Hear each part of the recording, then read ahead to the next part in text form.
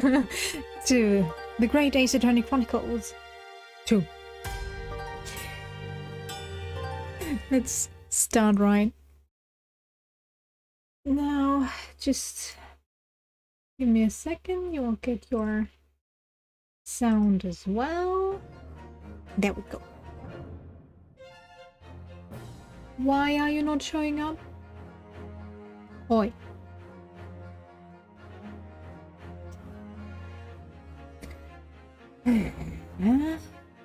No. There we go.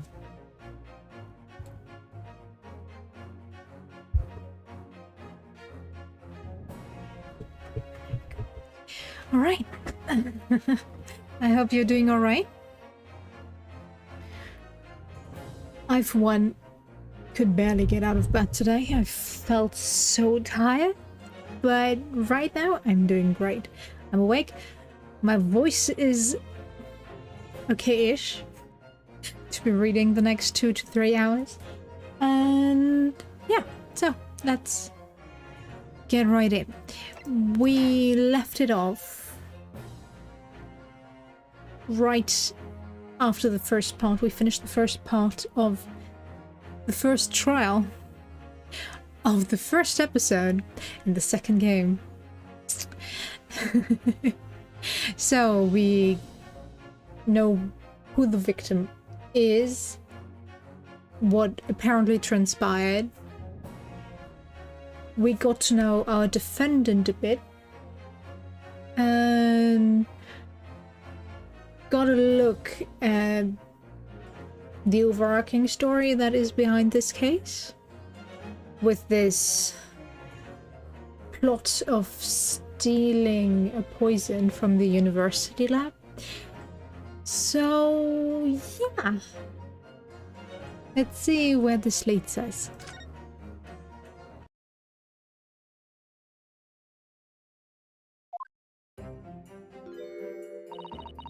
I'm so sorry, Susato. I should have told you about the toxin. Right. You have a strong sense of responsibility, I know.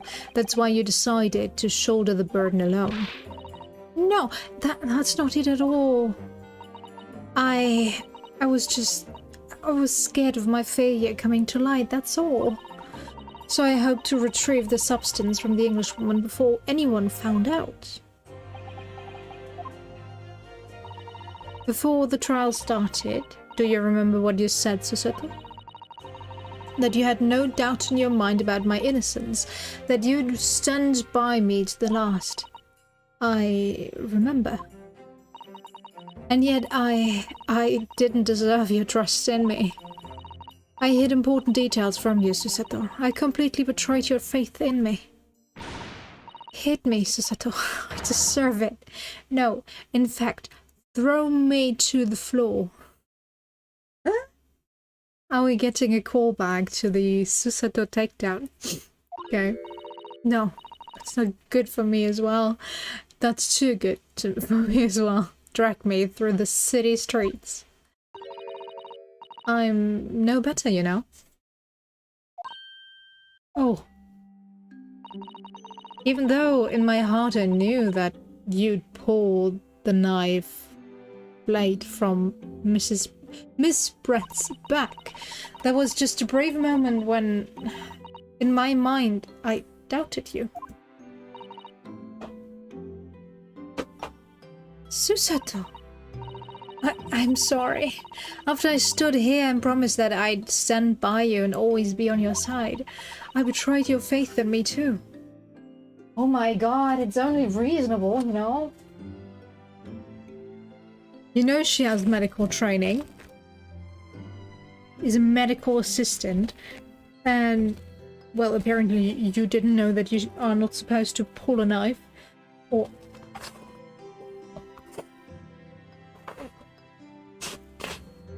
sorry. Any object lodged inside a body.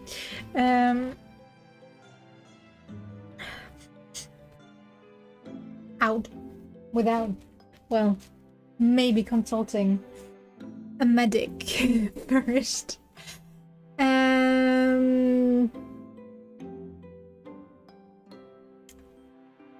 After knowing that and knowing she pulled that knife out, of course you would have your doubts. Maybe she did not put the knife in there, but she might have pulled the knife to, well, quicken the process of her dying. Maybe. I would totally understand. But okay. You betrayed her faith. And as such, I failed you as a lawyer. Oh no, no. I think the situation has taught both of you a valuable lesson. Placing your unbridled faith in another is no easy task. Yes, Father, that fact has certainly struck home. Which is why I can see more clearly now. So, Ray? Yes. I'm just gonna repeat what I said during the first game. As a lawyer, you're not supposed to believe your client without a shred of doubt. You're just there to defend them to the best of your abilities. It does not matter if they're guilty or not. As long as you can provide the evidence or can spread reasonable doubt of them having committed that murder, that is your job.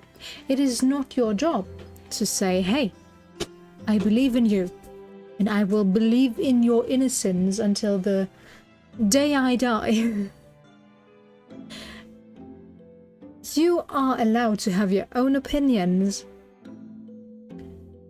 and think of your client what you want. You can believe that they are actually the culprit. It does not matter. You are there to defend them in this case. What they did prior to that case does not matter. You are there to use what you have against the prosecution. That is it. It does not matter if the defendant is guilty or not. Really, that's the main point that irritates me in these games. It's like, you have to have faith in your clients. You have to believe them. And when they actually turn out to be guilty, then that's a bad thing. It is not a bad thing. You did your job. That you, well,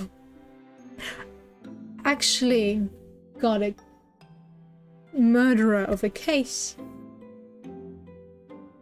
So be it. You have to live with that.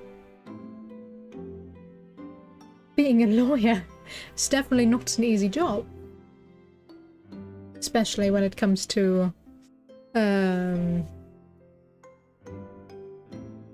cases like these. But yeah. I don't know. They have a very romantic view of the law system. So I guess that plays a part in it, but oh well. Yes? Can you find it in your heart to forgive me? There's nothing to forgive. Oh, Susato. You know you'll always be a gallant, dashing lawyer in my eyes now. Oh, Ray.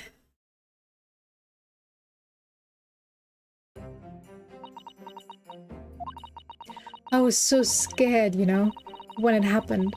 I didn't know what was going on. The Englishwoman was sitting at the back of the hut listening to what I was saying.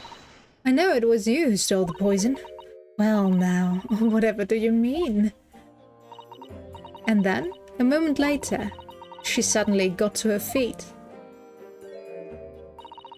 Before collapsing on the floor in front of me, with a knife in her back.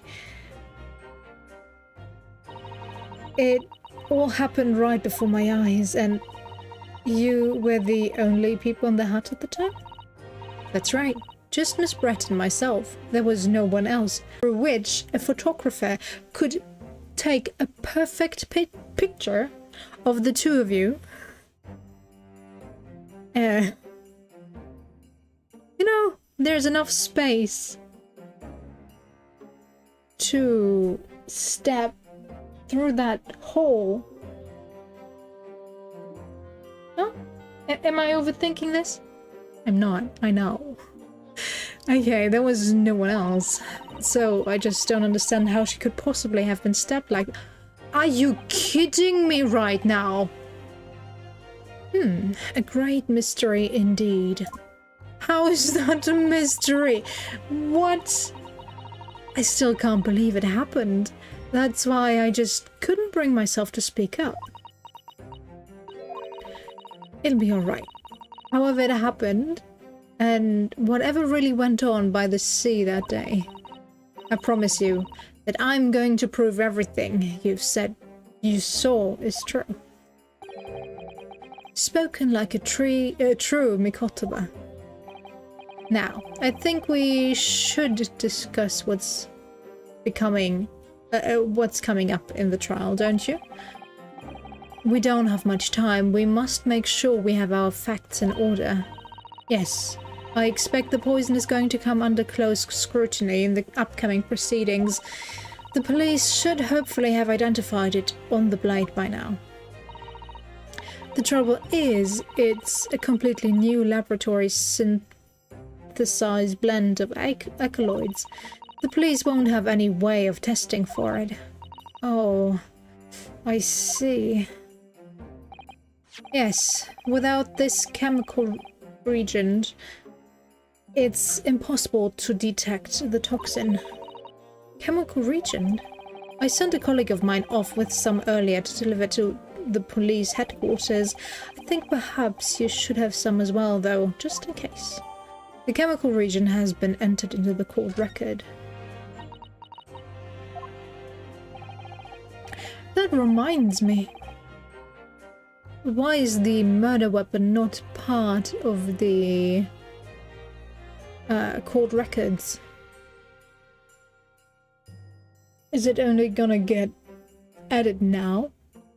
After being investigated by the police and declared not poisonous? What's the matter, Susato? You're suddenly very quiet. It's this newspaper article.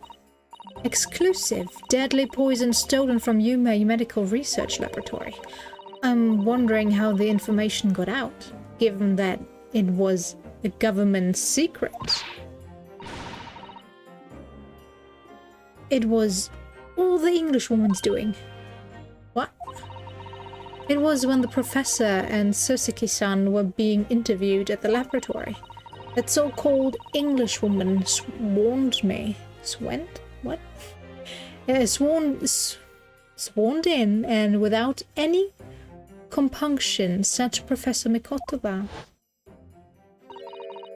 Oh, Professor, surely your guest would love to hear about your work on that substance there. It put me in a very awkward position, to be frank. But Suzuki-san's curiosity had been piqued, so I had little choice but to give him a cursory introduction. So then, Suzuki-san knew about the poison, and so did the journalist. Wow, words. Yes, and it's highly likely that the reporter who was writing up the story about us would have caught a glimpse of the toxin too. This many memo-san. By the way, did that reporter join you all when you went to the beach? Oh, no, I don't remember the reporter being there. Indeed, he shouldn't have been. I very much doubt anyone would have wanted him there. Oh? A known criminal had been given permission by the authorities to bathe by the seaside. Suzuki-san pointed out that inviting a reporter might be problematic, so the man was sent back to his office. Yet he obviously didn't go back. He secretly followed the party to the beach and took this very candid photograph. And then presumably he posted it anonymously to the police. Ah. Yes, that must be what happened. Counsel, we've just heard that the new witness is now ready to testify. The trial is about to resume. Please proceed into the courtroom at once. It's time to steel ourselves once again, then. Defense attorney Ryotaro Naruhodo. Yes. Ray has put her faith in me now and told me everything, so I can't let her down. She told you everything? She said like 2 sentences about the whole case. But okay, she told you everything. Of course. I have to prove that what she's telling the court is true. I have to prove that what really happened that day.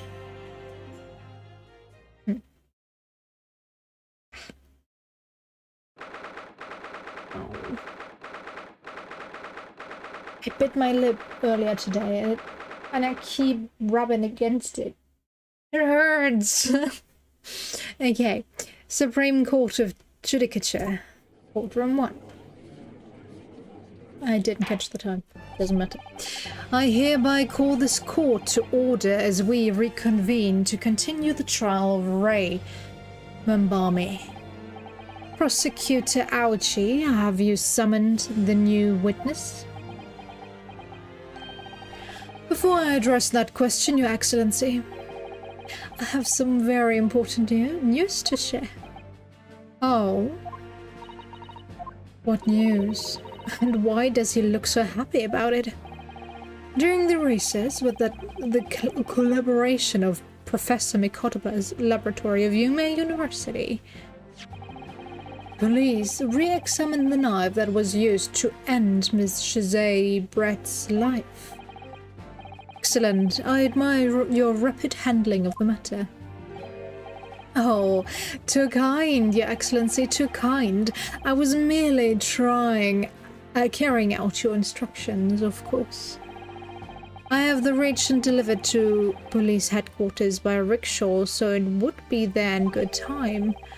But judging by the man's swagger, I fear we might need to brace ourselves for the inevitable. And, Counsel, what were the results? This dagger, which was so cruelly used to end the life of the victim, has no trace of poison anywhere along its blade. What? Are you sure about that? I would stake the reputation of the police on it. Well, they don't have any to begin with, so I guess that's fine. Armed with the reagent, the test is extremely simple. They couldn't have made a mistake. The murder weapon has been entered into the court record. In short, the accused's feeble excuse earlier. Let me interrupt you there. Can I do that? Can I add the reagent on it? Ah yes, this must be the victim's blood. Oh dear, blood is never a pretty sight, is it? I'm having to fight the urge to run it under a hot tap and get it clean. You've always been fastidious about cleanliness, haven't you? I think this is something else, Father.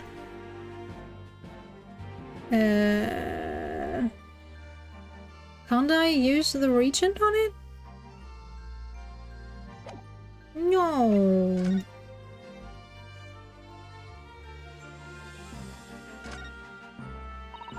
The label appears to be written in a foreign language that I don't know.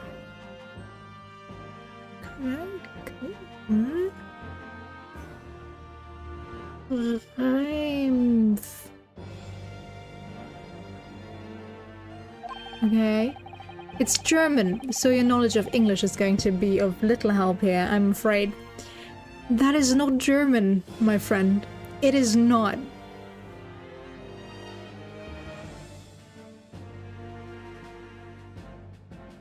Right. What? There is no German word like that. No. Couldn't you just have written medicine on it in Japanese? Then we'd all be able to read it. German is the international language of medicine, my dear. But yes, I can certainly see the merit in labeling the bottle in Japanese, though I'm not sure medicine would be entirely appropriate. What is the apparent German meaning that this word is supposed to have? Because I am not able to read it as a German. I'm sorry. Okay, whatever. So I guess we have to wait for the story to let me use the regent on the knife. Has been utterly destroyed.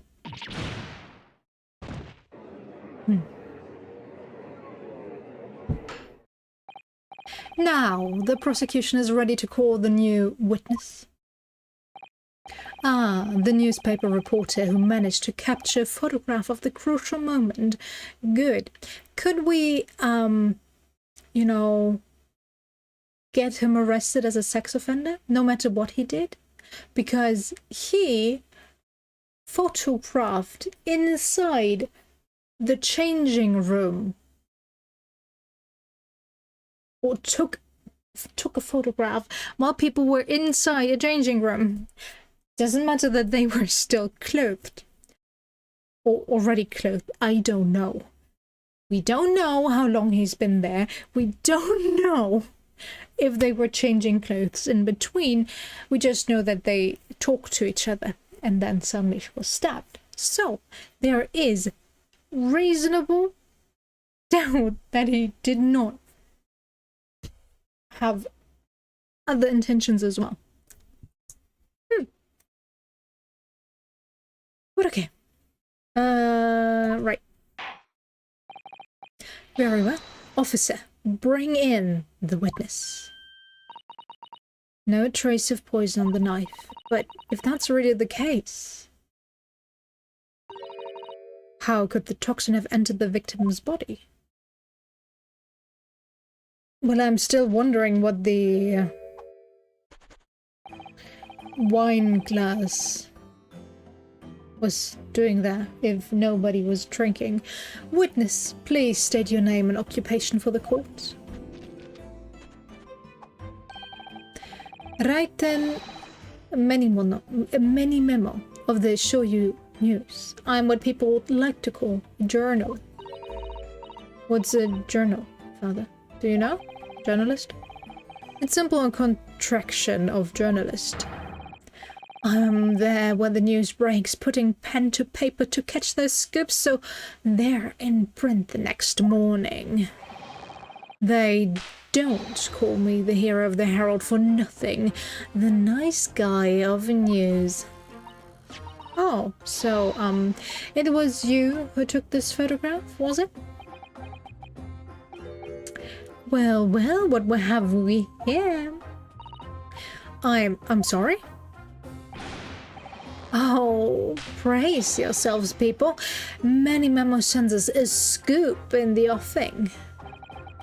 Female student up to foul play defended by curiously handsome young lawyer in Supreme Court. The readers will lap this up. We'll set it above the faults at a 72 point in a 5-leg format for the morning edition. Huh? Right, then, let's start with your name. It's Ryotaru Naruhodo. Next, what made you want to become a lawyer? I wanted to reform our country's legal system, I suppose. Ryotaru has suddenly become very ambitious, I see. I just borrowed Kazuma-sama's dream for a while. By the way, my name is Taketsuchi Aochi. That's Taketsuchi Aochi. The so-called dark horse of the Supreme Court. My objections strike fear into every defense lawyer's heart. Yeah, dream on. No, the readers won't buy that. What? Witness. Yes? What this court demands to know is whether or not you were responsible for the taking of this picture. It was delivered anonymously to the Imperial Police Bureau only yesterday. Yeah, I wouldn't be a journo if I didn't click quick when presented with a scoop like that. Now, would I? Sometimes stories call out to me, sometimes I have to chase them down, but either way, you've got to be fast. Fast legs to run with and a fast hand to write with. It's no good if you don't note it down, I always say. That's what I call my many memoism. Okay. Many memoism. Ah, yes, I remember your face. We met that day when you were interviewing myself and Suzuki-san. Yes, right, that was me. Many memo again. But you were supposed to be going back to the Shoyu news offices after our meeting. But the scoop is, I didn't. Because that Englishwoman's words had piqued my journalistic interest. Miss Brett's words. A criminal, left to do as she pleases just because she happens to be a British citizen. It's horse dung. This country's judiciary is... judiciary? Is rotten to the core. Yes and no. The problem with that case is because this plays after... what timing was it set again? Judging by the clothes, has to be early 1900. Like 1915, 17-ish. Maybe earlier. Maybe later. Not sure. I'll have to look that up. But depending on that, they don't have the best standing in the world currently. And a foreign exchange student, while not having the same standing as an ambassador, I guess in these days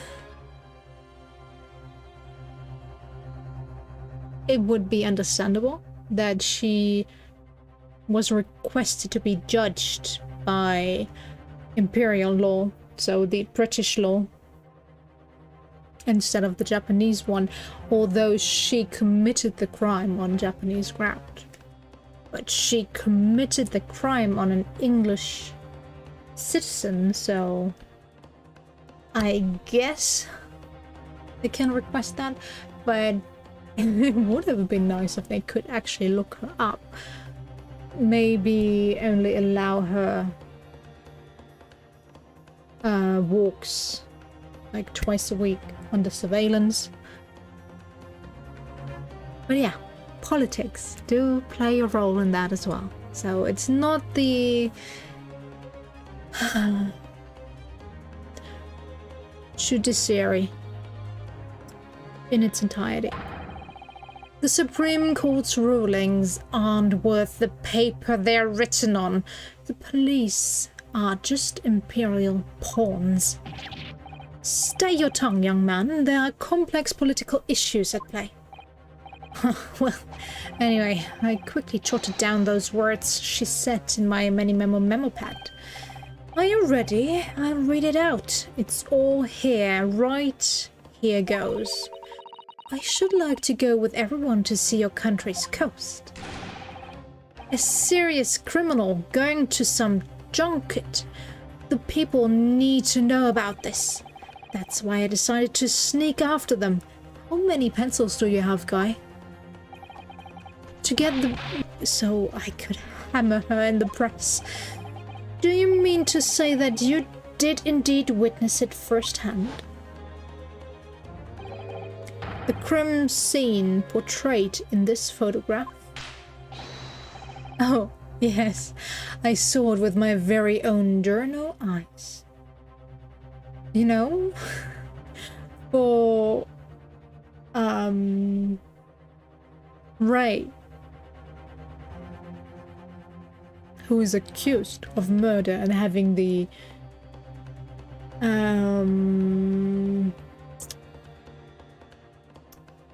reason that this woman killed her mentor almost a year ago now, who isn't emotional about that victim at all. Yes, of course she was angry, but she never really showed that anger. But this journalist, either this is a red herring, or they're very strongly hinting that the journalist is the culprit, and it actually is quite plausible for him to be the culprit. But yeah. From start to finish, through the viewfinder of my trusty camera. So there have to be other pictures, no? Thank you, Manimamo-san. You will now give a formal testimony before the court. You will state exactly what it is that you witnessed of the events surrounding Miss Pratt's death.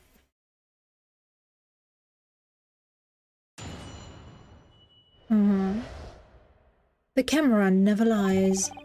The beach hut was made of shoddy old reed screens, so there were plenty of gaps I could see inside through. The Englishwoman was sitting on a stool when the student girl came in and started arguing with her. Seconds later, the girl pulled out a knife. Throwing the Englishwoman to the floor, she stabbed her in the back. My smoldering journo spirit burst into flames quick as a flash. I whipped out my camera, ready to click. I pulled apart the rough weave of one of the screens and poked the lens through for the perfect shot. Okay, I see. Reed screens, you say? Right. You can see them clearly enough at the great shot I snapped. The hut walls were just screens made of coarsely woven reed. Yes, it allows the breeze to pass through and brings some relief from the summer heat. And it was a breeze for me to poke my camera through and see the whole thing hotting up. Ignoring for the time being the appalling invasion of privacy involved, did you witness everything that happened from the moment the defendant entered the hut? Oh, yes, I saw it. I saw the whole thing from start to finish. And you say that you took the photograph through a gap in one of the screens? Luckily for me, they were pretty shoddily woven. I pulled the reeds apart and thrust the lens of my camera through the gap. Would I get away with it? Or would I be seen? It was the gamble of a lifetime. And tenacity of purpose that's considered admirable in a journalist, I suppose. Run a risk one day, run a scoop the next. That's Manimemoism in a nutshell. At last, it would appear we have a genuine witness to this wicked crime. The evidence and testimony are extremely compelling. I believe we may be close to a verdict. No. Wonderful news, Your Excellency. Wonderful. Nevertheless, it cannot be denied that this testimony begs one very large question. What question? Exclusive news. A startling photograph All the makings of an exceptional story for the reporter. Why then was the story never published? Oh, that's right. Yeah. It seems clear to me that there are circumstances at play here that are yet to be understood. More pathetic excuses. Very well then, counsel. Proceed with your cross-examination. Yes, Your Excellency. There's more to this reporter than meets the eye. He's keeping something about this case very close to his chest.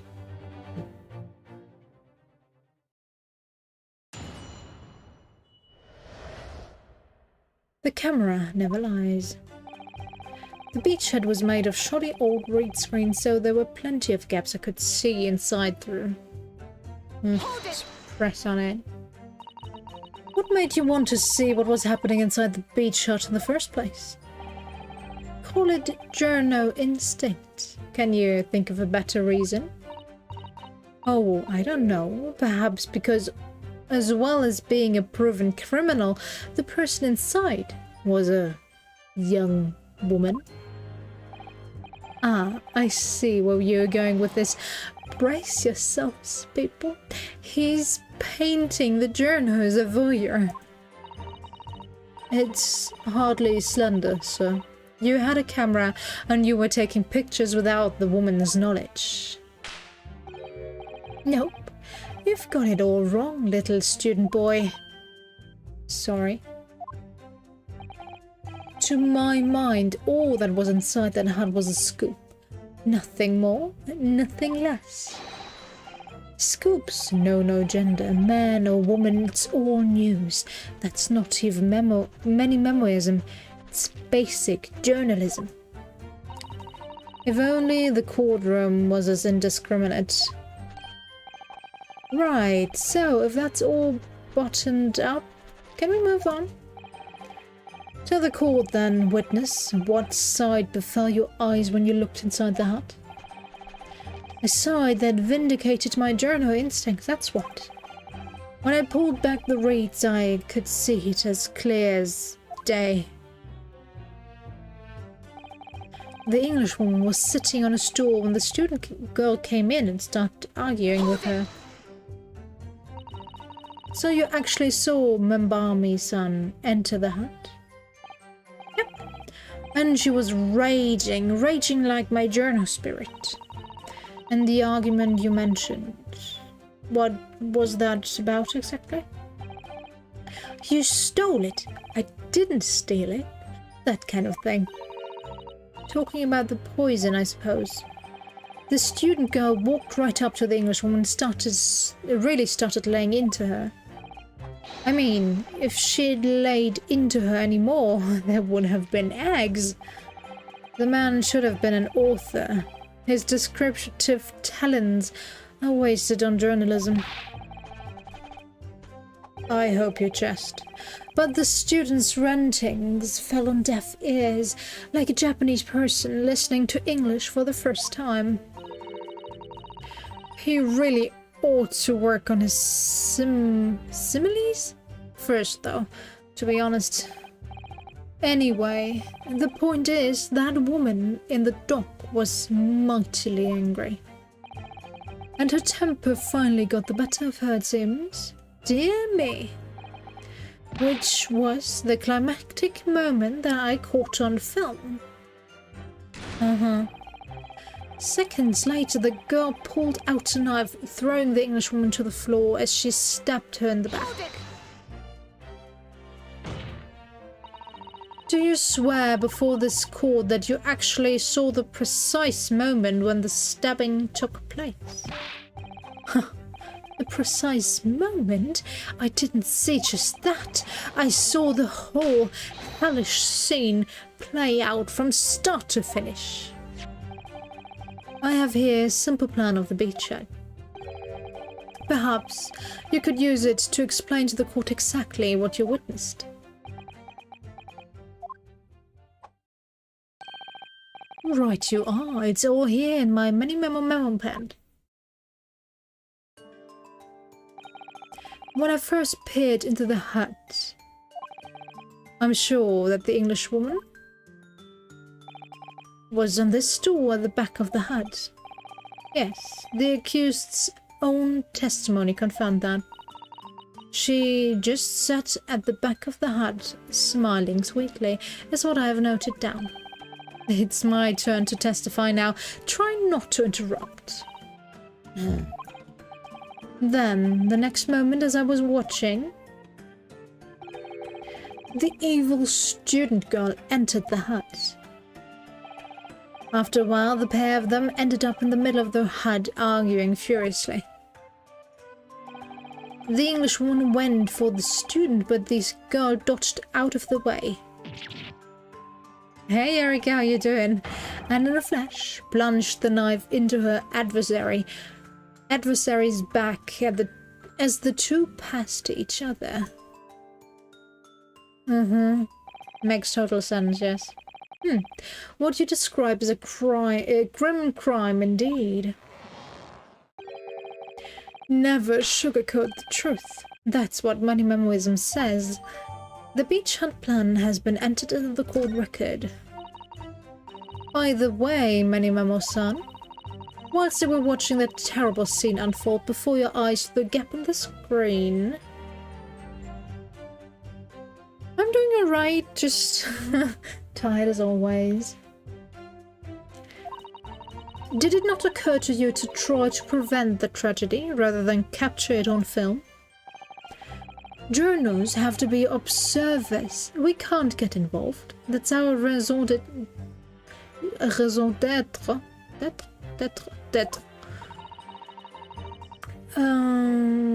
So you didn't converse with Miss Brett at all? Oh. It's now 6 hours different. Isn't it 2 p.m. for you? Only I could sleep that long.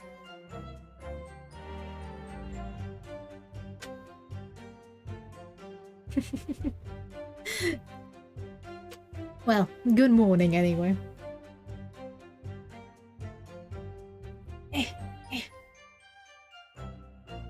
It's getting cold. Yeah. Alright. Sweater power activated. Let's continue. Oh yeah, obviously not. Of course, of course. An observer always remains on the outside looking in. And that's something to be proud of, is it? Your Excellency, if I may.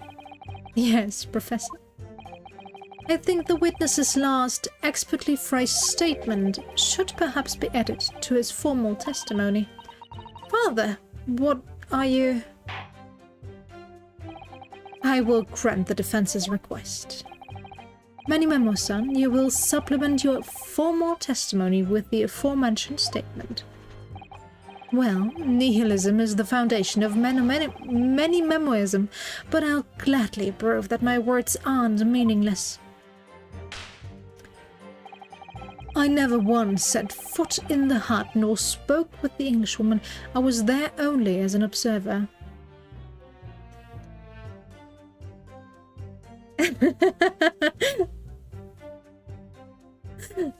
Don't worry.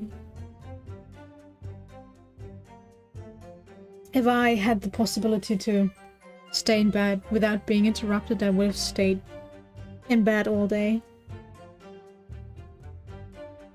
I kind of miss my COVID days when I was laying sick in bed all day long. But those weren't fun and games. I was sleeping them most of the time, but yeah.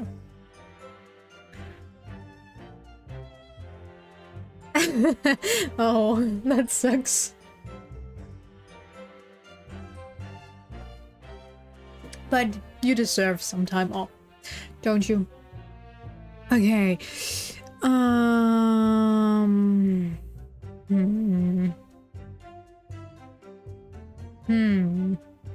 Let's press on that. Really? You didn't set foot inside the hut at all. Are you quite sure about that? I think you may have the wrong impression of me. We're talking about a murder scene here. My nerves were stretched to breaking point already. Uh-huh. Oh, I see. You were scared. Maybe I did have the wrong impression of you, yes.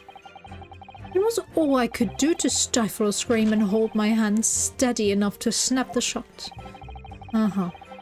You really should have summoned help before thinking of your camera. Many memoism and humanism don't always agree. Oh, come on. There's a hair on my tongue, and I can't eat. Think it's gone? Dog hair. Always delightful. Did quite a bit of stuff though. I'm just tired, apparently a lot more than I originally thought. Yeah. Happens.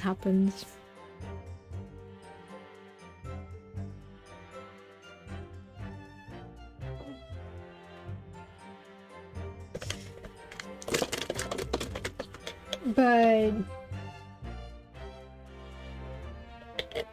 if you needed that sleep, there is nothing wrong with actually sleeping. I went back to sleep this morning as well. Atlas came to me and was like, I need to go outside. I was like, nope. Turned my back to him and continued sleeping. Because it was like the 5th time I was woken up in the last few days in the middle of the night. And when I'm awake one time, I'll be awake at least for a couple hours until I can finally go back to sleep. If it's the night. And after 5 AM, I just give up. That's when my day starts. So, yeah. If you can't sleep, that's great. Use that time and get some sleep in. And most of the time, in those instances, many memoism comes out on top. You mean murder? Sure. Ha. As a sculptor of story, sometimes I have to be cruel for my art. Yes, that's spot on. Uh-huh. And that was basically you, well, saying you committed that murder. Surely he's making all this up. Are you sure about that? He claims to have spied the whole affair from start to finish. If true, his testimony is devastating. But it does seem as though he's holding something back, doesn't it? If that's how you feel, I suggest that you trust your instincts and press him on everything he said. As you've no doubt seen done many times before in your role as judicial assistant. Yes, I have. I've seen witnesses like this pressed often. I know exactly what to do. I already did. When?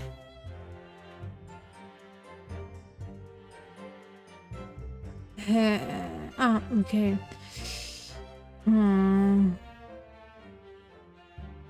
could see inside through. Okay. Sitting on a stool. What I would love to question is his position on the beach plan. The picture was taken from around here, I would say.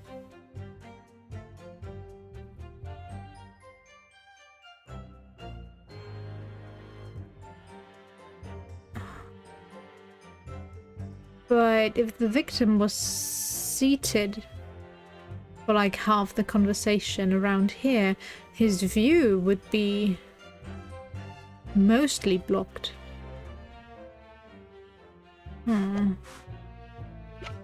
Give me his incriminating photograph.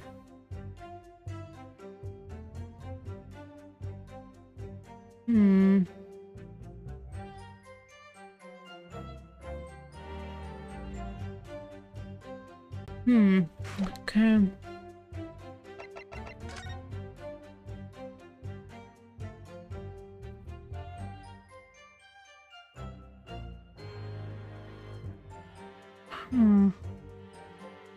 The game isn't telling me that this is the point from which she was taking that photograph, because that would literally not make any sense. It has to be around here. We can see the thrills of the dress, so it has to be around here. But there's nothing on this photo.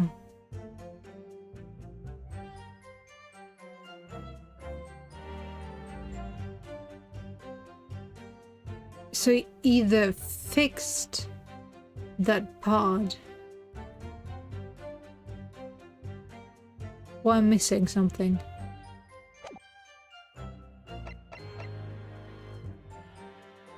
What is an article? Can I put the stupid... No.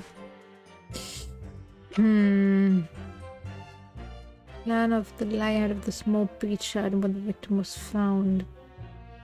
Was sitting on a stool when the student girl came in and started arguing with her. Seconds later, the girl pulled out a knife, throwing the Englishwoman to the floor, and she stabbed her in the back. My smoldering journal spirit burst into flame. Quick as a flash, I whipped out my camera, ready to click. Did I press on that already? Just press it to make sure.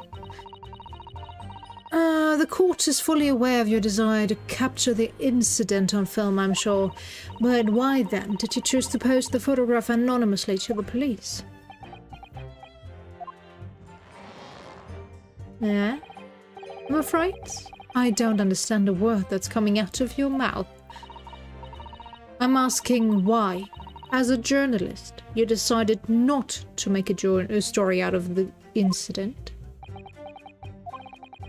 Think of me as a sculptor who makes art out of the sordid private details of other people's lives.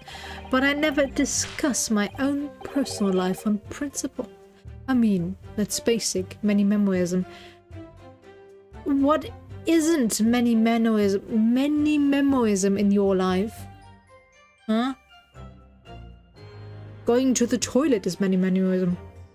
All I care. It's not something to boast about. No doubt your burning desire to see the truth exposed and justice done was what motivated you. Sure. That's it. That's brilliant. My burning desire to see something or other exposed. You mean your own crime? There has to be a good reason why he didn't think to write an article about what he saw, though. Yeah, because he committed the crime. Game, can I please just get a shortcut and be like, yo, get his fingerprints, get the fingerprints from the camera and the fingerprints from his knife, and we're done. But okay. By your own admission, you were outside the hut. How then did you manage to take the photograph? Ah, yes, that. I'm glad you asked. I pulled apart the rough weave of one of the screens and poked the lens through the perfect shot. But the two women inside didn't notice.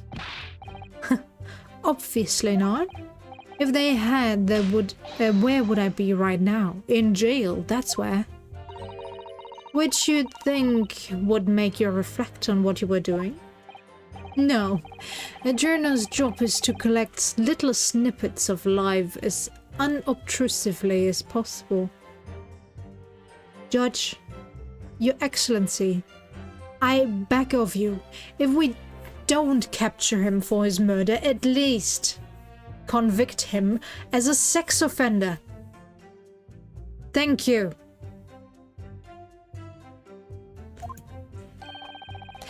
Please, leave nothing but footprints, take nothing but photos. Yes, that's spot on. Did he just make that up?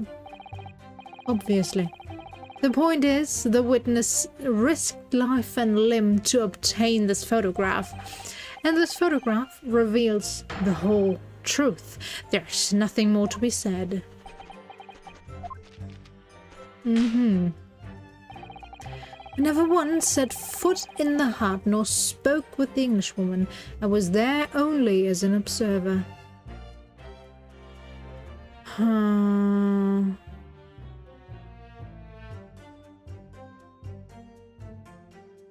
I've pressed on everything.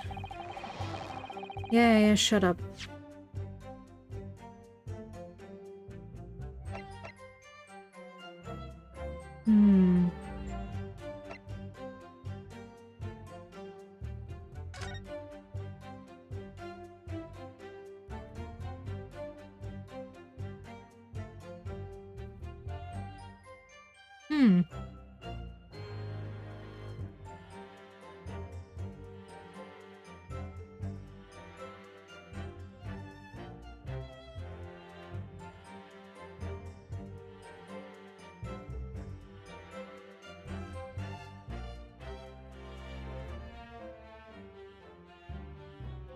Poor birdie. Pulled pod, exploring journalism. Ready to click. Seconds I pulled it up and throwing the woman, stabbing her in the back. Okay, let's save here real quick. Yes. Thanks. And then I want to present this photo. It's probably not gonna work because the game thinks differently from me. But let's try. Objection! Oh? Your Excellency, I must object to the witnesses. Yes, it's costing me a point. And the evidence you've thrust in my direction is supposed to prove your point. I apologize. I did present it rather more forcefully than I intended to. You will kindly refrain from these overly exuberant outbursts, Counsel, be they verbal or material. Ba-dum, ba-dum, bum. That's why I lived the life of a safe scum.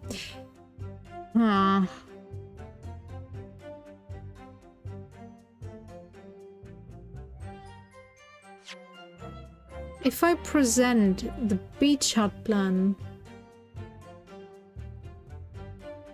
which will cost me a point again, but shouldn't that give me the opportunity to ask him where exactly his point of view was? If he does not answer correctly, then we can work with that.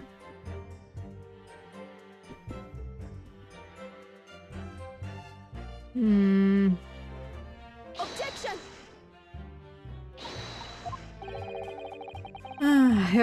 Yep, shut up.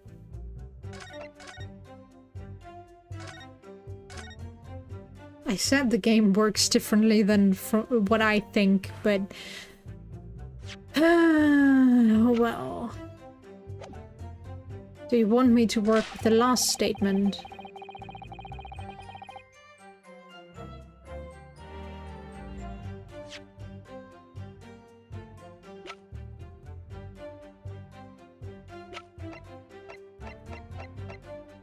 What else do we have?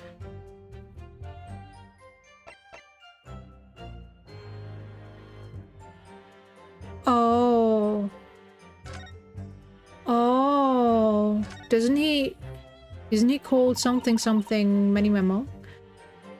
And if his first name is something with R...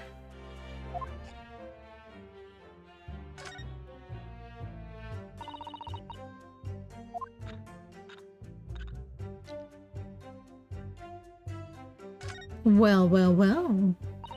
You fill it by drawing ink from a bottle up through the nib. Is something wrong, Father? Just that there doesn't actually appear to be ink in there, and that's all. Oh, yes, you're right. It's pretty much empty.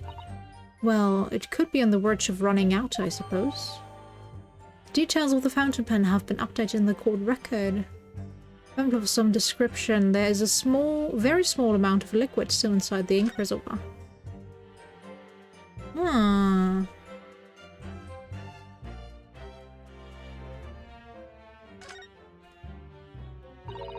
The RM initials are very clearly engraved here, and the fact that Miss Brett was clinging to this pen in her dying moments is very clearly a message too. To identify a killer, you mean? I don't think there can be any doubt that this is a key piece of evidence in this case. All right.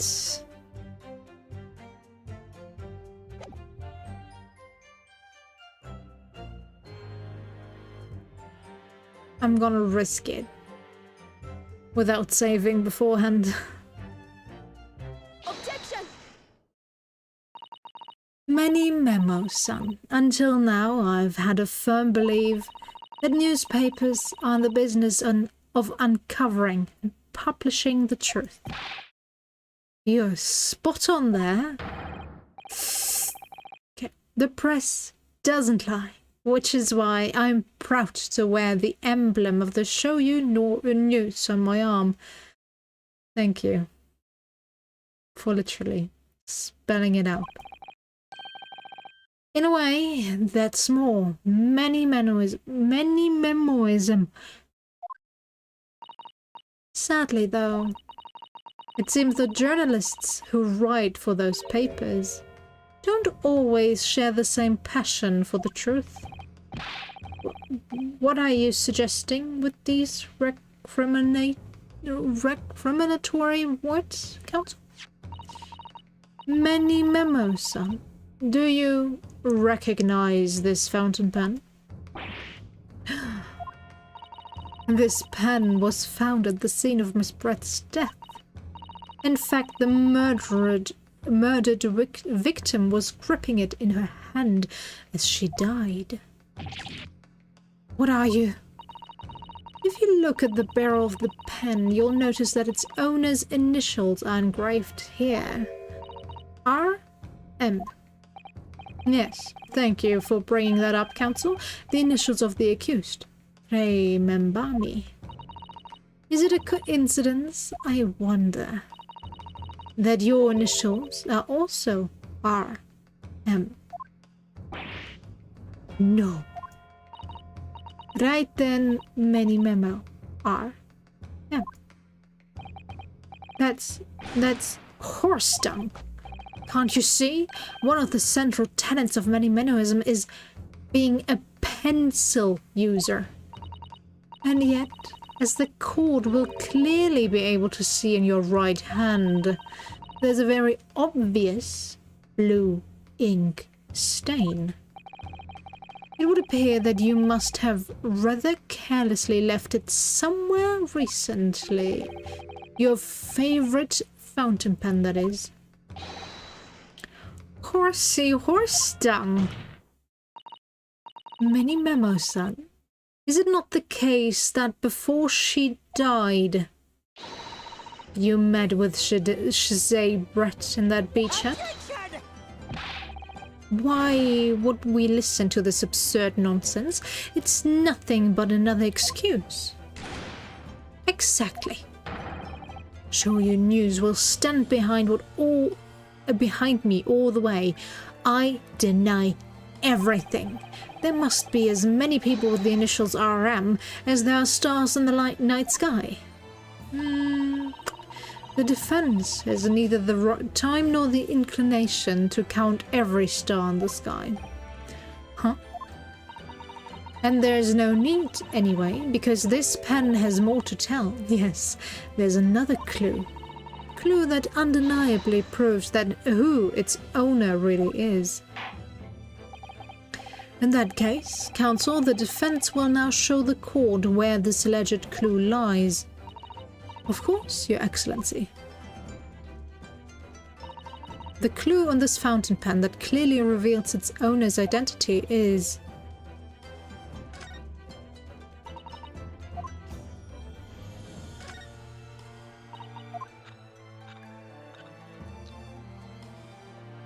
Whee! Well, Manimomo-san, do you still deny it? Let me see now.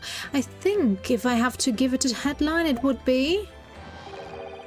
Night Sky Stars Cause Counting Confusion for Cocky Courtroom Counselor. Sorry. Go ahead, Counsel. The stars await. I've a mind to tell you not to return to my courtroom until you have counted every one. Are you kidding me right now?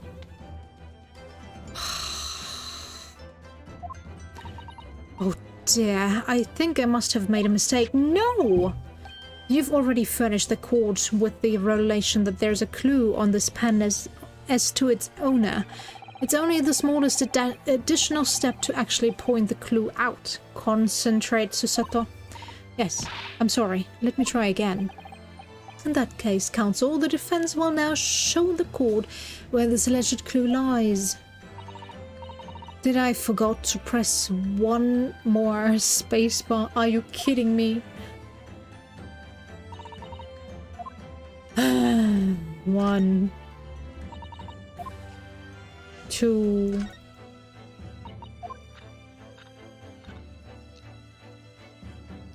In 3. This must be the little reservoir that holds the ink. Yes, you fill it fill it by drawing ink from the bottle up through the nib. Something wrong, Father. Just that there doesn't actually appear to be any ink. That's all. Yes, we went through that already. Well, it could be on the verge of running out, I suppose. Can we...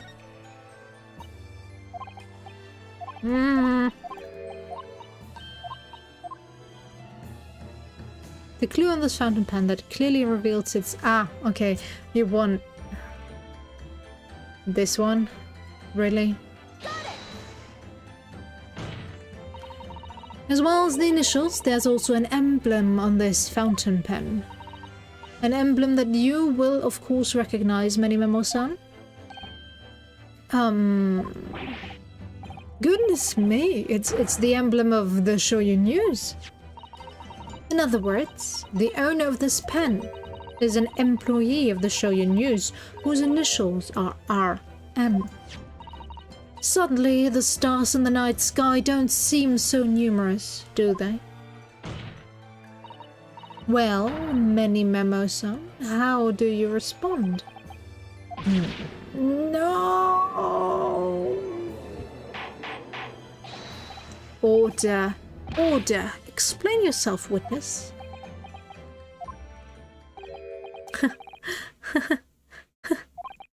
So, this is how the mighty Supreme Court works, is it? Using coercive tactics to have well-meaning citizens reveal harmless secrets. I've used nothing but honest tactics. Alright then, fine. I won't try to hide it anymore. Yes, not long before that grim tragedy unfolded. I, a Shoyu News reporter on behalf of the public, conducted an interview with the Englishwoman. An interview? You never mentioned this before. Of course not. When exactly was this? As I said, it was before that evil little student girl showed her face in the HUD. It couldn't have lasted more than 2 or 3 minutes, that's all. It was just a brief exchange. But it came to nothing, as many memoirists say, the people don't pay their dues for unworthy news. However insignificant you deem it to be, this court cannot overlook the meeting between yourself and the victim. You will testify now under oath about the precise nature of this meeting and what on one condition. Condition? In all good conscience, I couldn't speak out alone about this. You need to call back the earlier witness, Soseki Natsume-san. Soseki-san? Oh yes, according to my notes here, that man has a secret of his own, and brace yourselves, because it's not a harmless one. It's big. What? Many memoism states that one man's secret is every other man's front page story. Very well, I will grant the witness's request in this instance. Officer, summon the earlier witness back to the stand. Soseki-san, hiding something?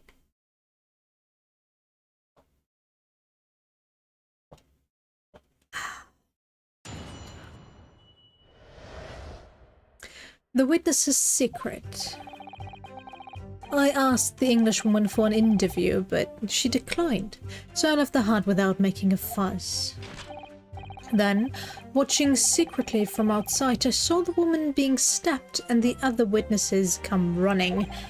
The detective realized that the victim still had a pulse, so he ran off to fetch help. That's when this writer man here asked the woman a very significant question. But he didn't say anything about that in his testimony, which is why many memoirism demands I reveal it now. You mean to say the victim? The victim regained consciousness? Well, and when she did, you decided to ask her a question. That's, true. Yes. He did, and that's not all. The woman gave him a very definitive answer. An answer that incriminates the accused. This is preposterous. Why am I only hearing about this now?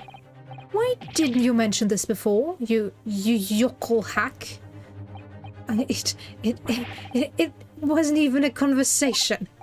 Yes, I did pose the withering English rose a question. I don't deny it. But she could no longer speak. She was barely conscious even. Counsel for the defense. I expect a thorough cross-examination to be conducted here. This court must and will know the truth. Absolutely, Your Excellency. The reporters claiming that Miss Brett implicated Ray somehow. What on earth could have happened in that hut?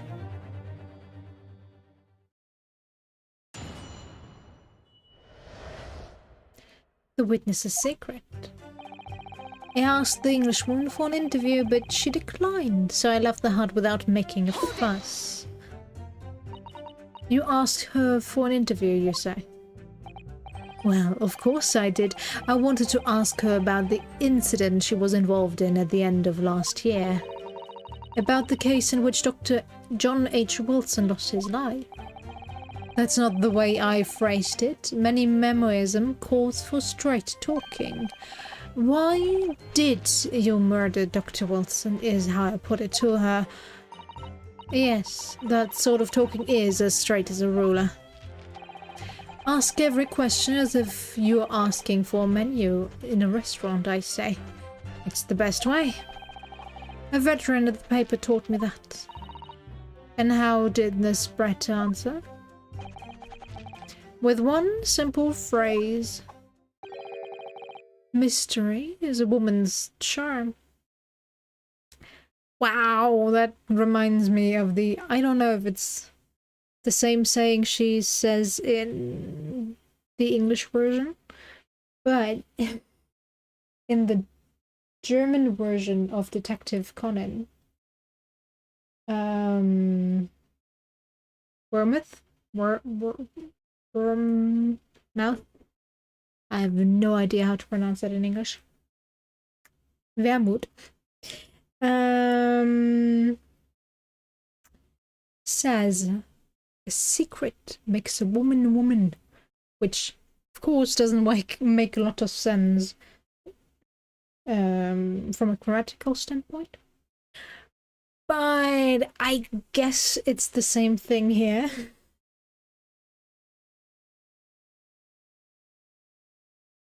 With her saying mystery is a woman's charm. But okay. Yeah, I guess. Sorry. Having to unravel a mystery when getting to know someone can be intriguing. But for that, the mystery has to be interesting enough to catch the attention, so... That told me. So I waltzed right out of there. I doubt that. Really. Something about that doesn't quite seem to fit together. No, definitely not. Leave every room as if you're waltzing in a dance hall, I say. It's the best way. A veteran at the paper taught me that. And then, watching secretly from outside, I saw the woman being stabbed and the other witnesses come running. That was very persistent of you, considering that Miss Brett had just turned you away. Persistence wins the prize. Many memoirists will tell you that. Let them think you've left, then just when they lower the guard, that's when you swoop in for the scoop. And the fruits of your labor are all too apparent in this telling photograph. Though I'm quite sure the young Yoko student would rather not be reminded of this damning evidence. Actually, it's thanks to that photograph that we managed to identify this witness. And now that you've found me, I'll tell you whatever you want to know. I've got nothing to hide. Except for murder. I'm sure. Please, do go ahead, witness. The court is eager to hear what you have to say. Try to stop me. There's a story to tell here, and I'm going to tell it. The detective realized the victim still had a pulse, so he ran off to fetch help. And Soseki-san remained behind in the hut? That's right, yep. Our author friend here was a blabbering wreck, shaking all over from his head to his toes, moustache twitching, eyes bulging. What do you expect? You don't know the terrifying troubles that taunted me whilst travelling abroad. Back behind baleful bars. They'll be coming for me, surely. That's all I could think. I felt as though I were grasping for air, drowning in a sea of cold sweat. Poor Soseki-san, his experiences in London have scarred him deeply.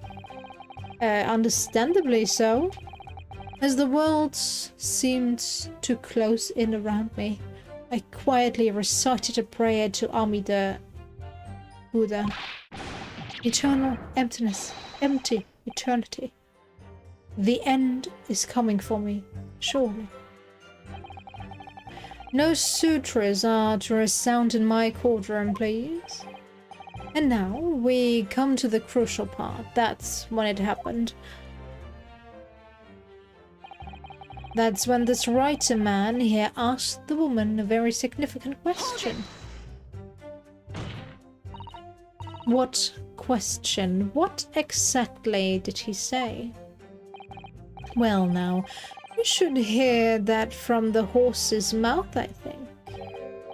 Don't you, Mr. Writer-son? Ah. Out with it, you yokel hack. What did you say to her? What did you say to the dying Englishwoman? Well, in truth, I'd been catching crabs at the water's edge and building castles in the sand, you see. Well, the seaside is a place to be at leisure, I suppose, even for a grown man. But then, all of a sudden, from that little beach hut, a young girl's panic-stricken cries for help pierced the air. Ray. I ran up to the beach to see what was happening, to find the defendant leaning over the collapsed victim. As soon as Inspector Hosonaga saw Miss Brett on the ground, he sprinted off to get help. And then, just a moment later, I heard a faint moan. A moan from the dead Englishwoman. I nearly jumped out of my skin. But what did you ask her, Soseki-san?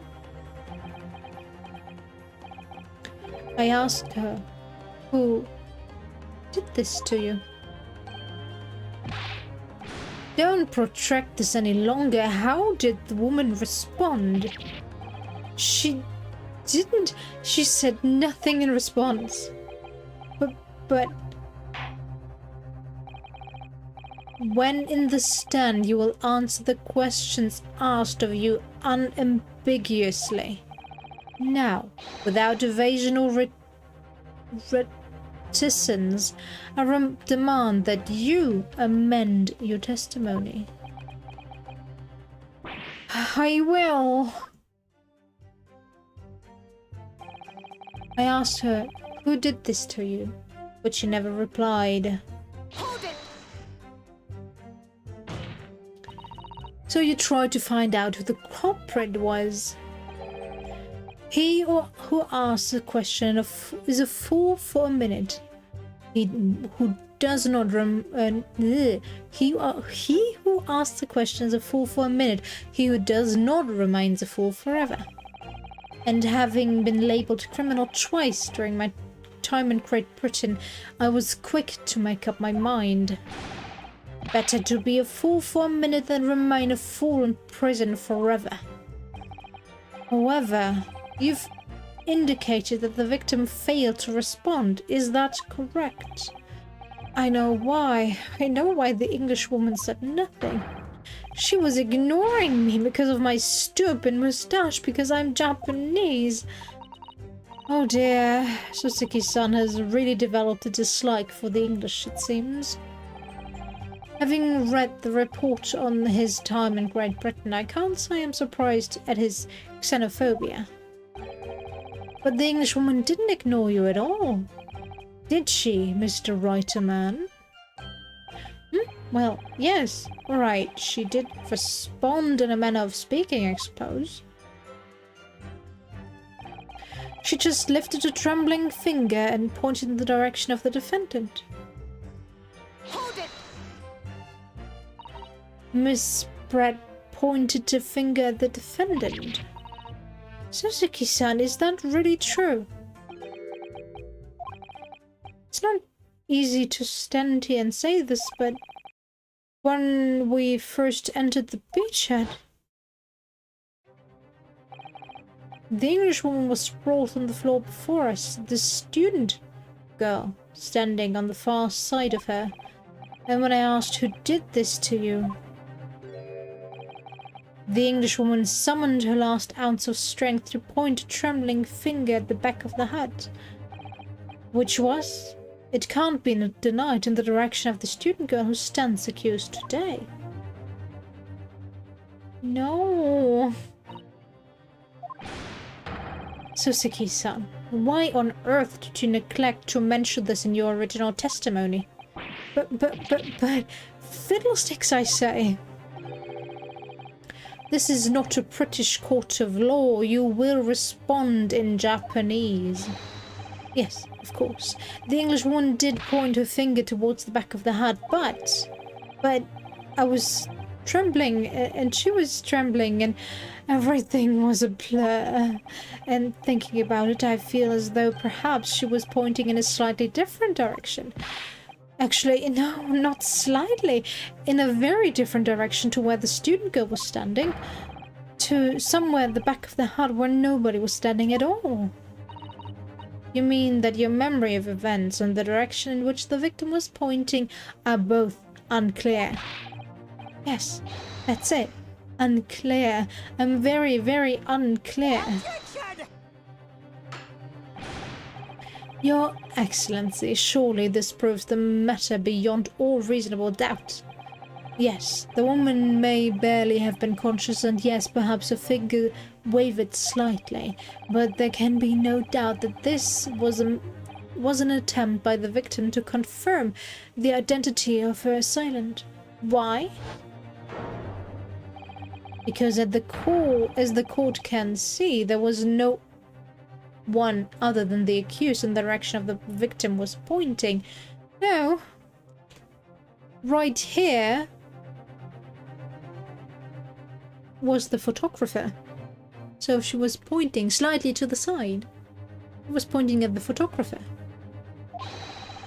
It is now abundantly clear that no one besides the accused could possibly have committed this crime. I am inclined to agree, and in the absence of any credible argument to the contrary, I believe we can now conclude this trial. No. No. The headline is writing itself. Dashing lawyer's hopes dashed. 92 points across the whole page. We'll do an extra edition. This is a serious blow, Susato. Unless we're able to identify the true culprit and substantiate our claim with evidence, the judge will give his ruling and the trial will be over. But that's impossible, Father. We don't even know how the crime was committed yet. Impossible though the task may seem, we have no choice. We must think back over everything we've learned thus far. Somewhere in all those details, I'm confident we'll find the clue we need. Ray gave us her account of how events unfolded in the defendant's antechamber before the trial resumed. She told us what happened at the precise moment Miss Brett was killed. The Englishwoman was sitting at the back of the hut, listening to what I was saying. And then, a moment later, she suddenly got to her feet, before collapsing on the floor in front of me, while a knife in her back. How could Miss Brett have been stabbed in the back in a beach hut that was empty before, but for her and herself? And right. Somewhere amid all the information we've gathered so far, there must be an answer to that question. I take it then that the defense has nothing further to add. So, the gallant yokel student's luck finally runs out. Can't say I'm surprised. In that case, I'm ready to deliver my final verdict on this matter. This is a crucial turning point now. If I can't establish what really happened, it's over.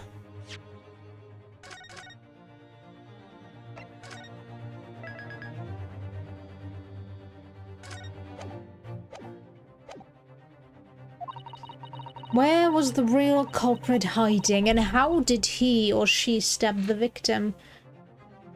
I know how. Objection!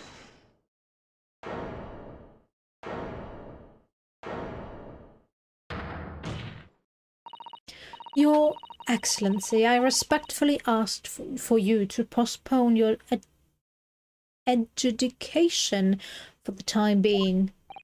Oh, to what end, counsel? The defense would like to present the court with an alternative theory. An alternative theory that can explain who the victim was actually trying to implicate with her dying gesture. Objection! An alternative theory? Huh. None exists. Objection! There was someone else present at the scene who could have committed this. The victim, Miss Pratt, tried to reveal who it was to those around her at the time by mustering all her remaining strength and pointing a trembling finger in the killer's direction. This is fiction. Fantasy. Very well. As you seem so sure of yourself, counsel, I am prepared to hear your alternative theory. So, young Ryotaru Naruhodo.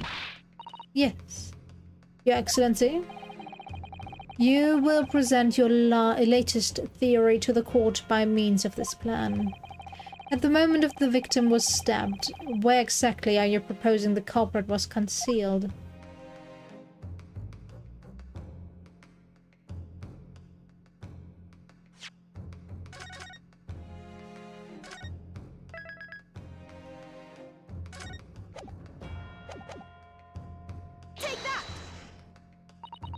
The true culprit was in this area here.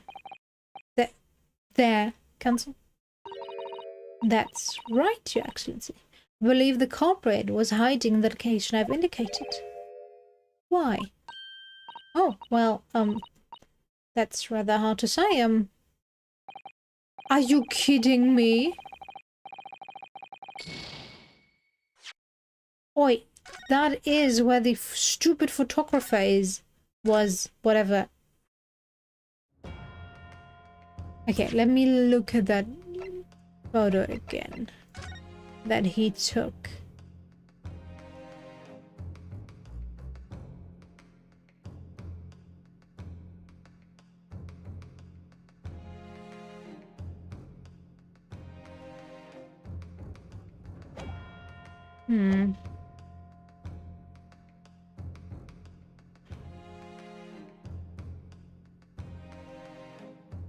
It has to be around here.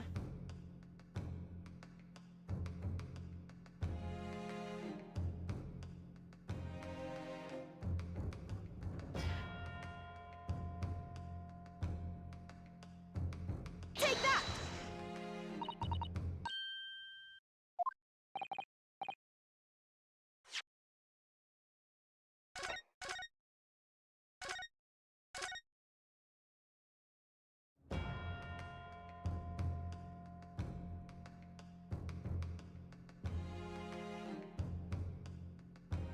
Take that!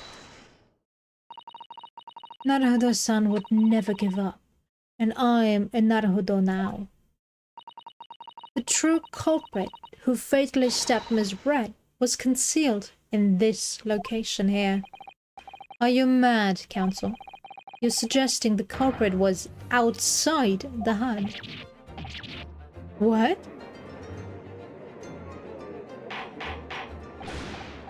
Order. Order. But student lawyer Naruhodo Esquire, that makes no sense at all.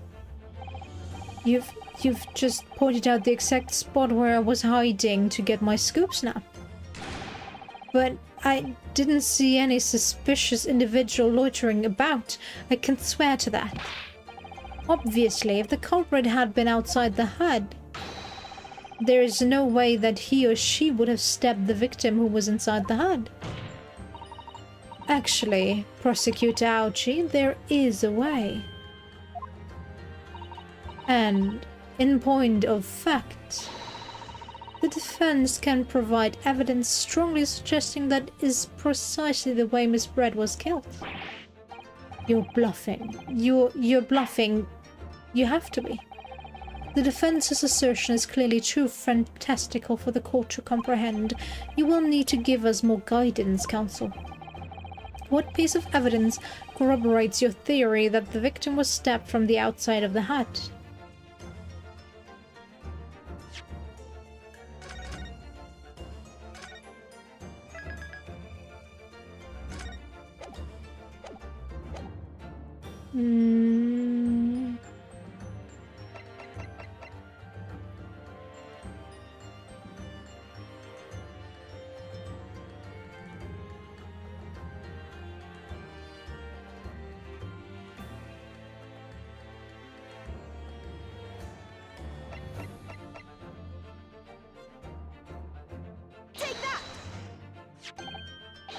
The original photographic print of the crime scene? Yes, it's clearly visible in this print. The trace of the fatal thrust that was delivered from outside the beachhead. Do you take us for fools? There's no hint of any such thing. I'm not sure what that everyone present would agree. Someone, at least, appears to have noticed what it is that I'm referring to. Counsel, once again, I must call on you to be explicit for the court. Where on this photograph is the trace of the stabbing which you claim took place from outside the hut?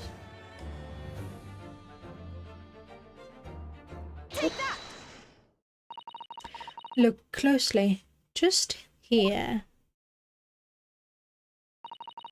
In the screen at the back of the hut, you can see the effects of a blade having been forced through the reed.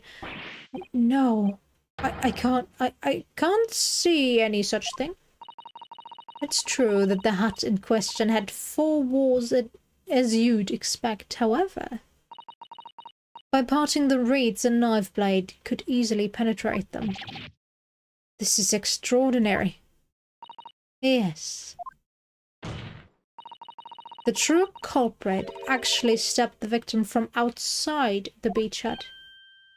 And of everyone present at the scene, there is only one person who could have done that. Only one person who was directly outside the hut when Miss Brett was killed. Right then, many Memo-san. It could only have been you. No.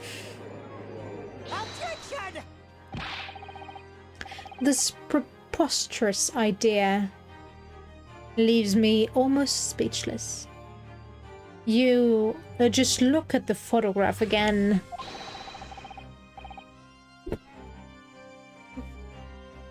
Thanks, Erika. I didn't even notice. You were quicker. The victim lies almost exactly in the center of the beachhead, does she not? It's kind of sad that they have come back so frequently now, but oh well. Gives one something to do during the stream. Are we to assume, as part of this farcical scenario, that the assailant was a knife thrower? Objection! No, of course not. We're not? If you recall the testimony of the defendant about the events just before the victim's death, inside the beach hut, I confronted Miss Brett. But she just sat on a stool at the back of the hut, smiling sweetly at me as if she knew she was untouchable. A stool? Have another look at the photograph. The slit in the reed screen would align perfectly with the back of a person who was sitting on that stool.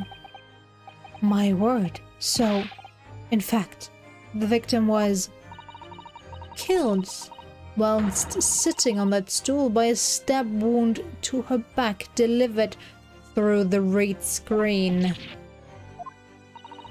Having been attacked, Miss Brett rose to her feet instinctively, but then, unable to speak, she collapsed on the floor in the middle of the hut before the defendant Membami-san appalled eyes.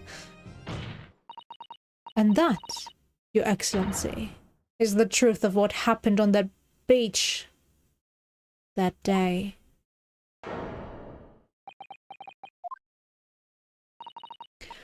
By your silence, Manimemo-san, I take it that you don't deny the charges. This is absurd. That will do. It would appear that we have a tacit admission of guilt from the witness. Accordingly, this court has successfully established the truth of this matter, which means that the defendant Membami-san is innocent of the crime. Only a two-parter? This feels too short for one court session. Normally we take like, I don't know, 10 hours for one court session. But okay. Oh, thank goodness. I finally made him cave. I must say, I've never been more proud, especially since the poison incidents hasn't been cleared up yet, although it is quite clear where the poison was stored. Oh well. Let's see what the prosecution has in store for us. I must say, I've never been more proud. Thanks. No, this can't be. The Ouchie clan can. What of my growth? My growth of hope. It wasn't all an apparition. I can't accept this. I won't. I see no reason for the continuance of this trial. I will therefore move to conclude proceedings by... Oh.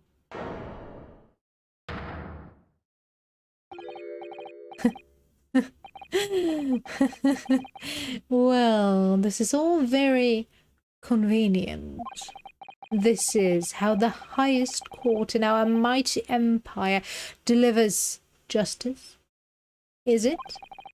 Suppressing well-meaning citizens' freedom to speak and branding them as criminals. You call destroying public property. I'm not sure if it's private, let's say public. And peeping on changing women.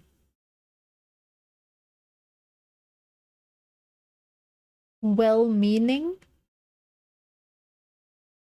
Okay. Okay. I've learned something new. I guess next time I feel like it, I can just walk into the boys' changing room and be like, yo, guys, let me take some pictures. It's just...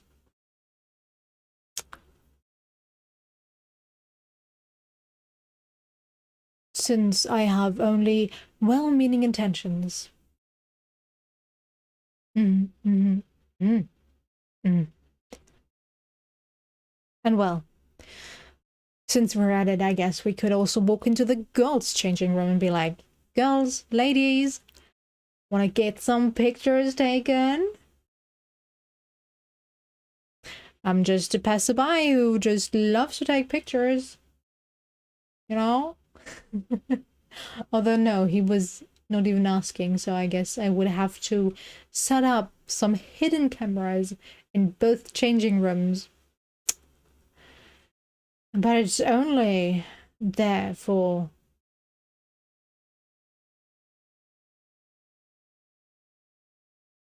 my well-meaning self.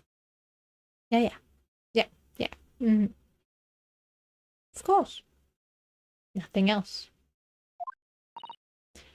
But we've established that the victim was stabbed from outside the hut, through the reed screen walls. And no one but you was in the place at the time to have his hand on the hilt of the blade. Girls gone wild, girls gone wild. Gone wild. It's ringing a bell, but can't make the connection right now. Let me move that real quick. Girls gone wild.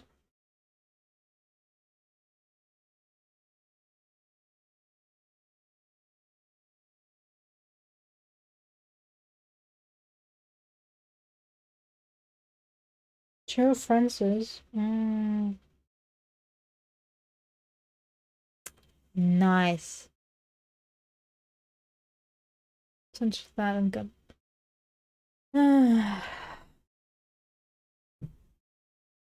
Humans are just the worst creature on earth. Yay.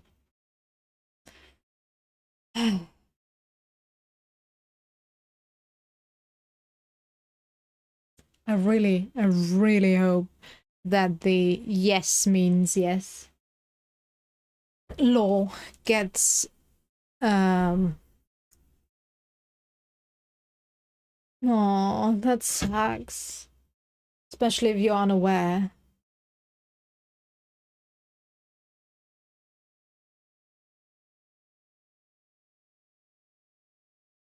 For those of you that don't know, the yes means yes law. Currently, it's no means no, at least in most countries. So if a woman says no, that means no, but she has to actively say no, or, well, express no actively. So when she's drunk and can't really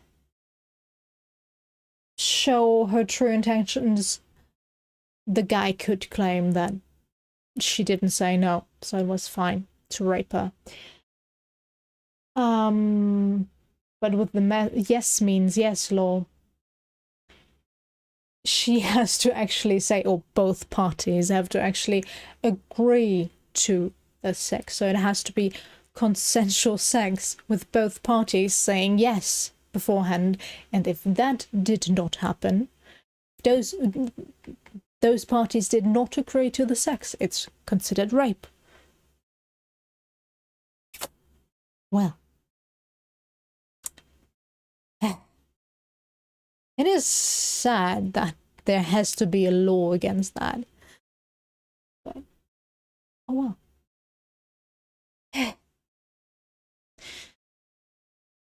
Okay, and no one but you was in the place at the time to have his hand on the hilt of the blade. It's a perfectly logical deduction. So, your argument hinges on the location of whoever stabbed the Englishwoman. Well, it seems a little irrelevant now. Irrelevant? Where she was stabbed, how she was stabbed.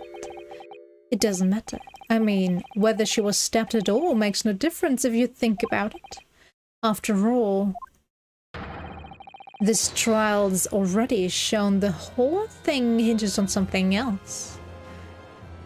Oh, he wants to point it at Ray pulling out the knife. Of course, of course. We had to include the poison somewhere. What are you talking about? Brace yourself, little man. I'm talking about the fact that everything changed because of the dirt you dug up. What? Enough obscurity. explain yourself, witness. What to explain?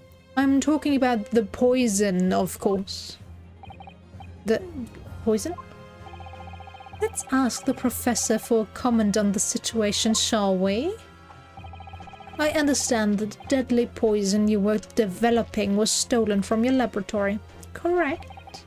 And it's been shown that this poison was administered to the victim, Miss Brett. Isn't that right? That is correct. The unusual constriction of the victim's pupils are a sure sign that this particular poison was used.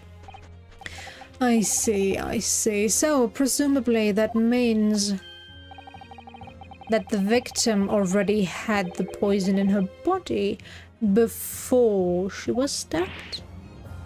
Ah.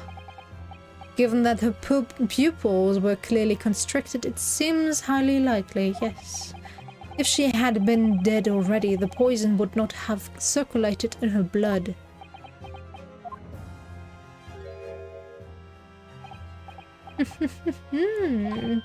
Ah, how refreshing to hear the argument of a metropolitan mind. Precisely. It matters not a jot about who stabbed whom and whose back and with whose blade. Because, quite simply, the Englishwoman's life was taken not by the knife but by the poison. Dude. Dude. Although the court record clearly states the cause of death was fatal hemorrhaging. You're saying it is the poison that killed her?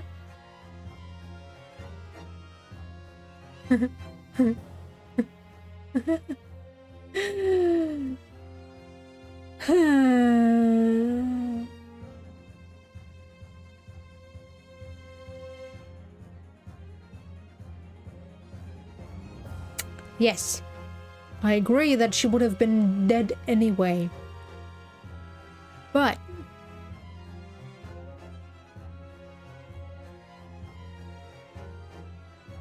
the stabbing was what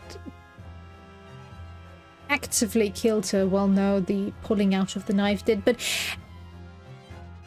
oh well. Okay, whatever. I'll listen to your argument.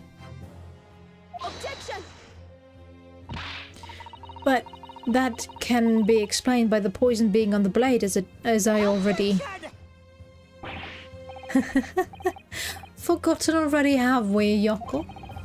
During these very proceedings, the laboratory of the professor at your site assisted in proving that the blade of the weapon used to attack the victim had no trace of poison on it whatsoever. So, let me get this down. The facts, as skillfully established by the defense in this trial, turn out to be a headline-making red herring. Is that about right? Well...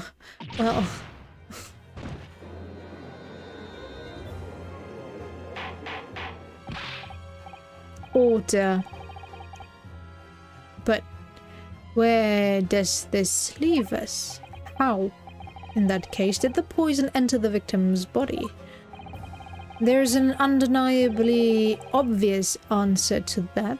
The lady must likely imbibed it? You mean she drank it? Have another look at the photograph here, as you can see. A bottle of carbonated water at a glass had been knocked onto the sandy floor of the beach hut. The poison could have been slipped into either.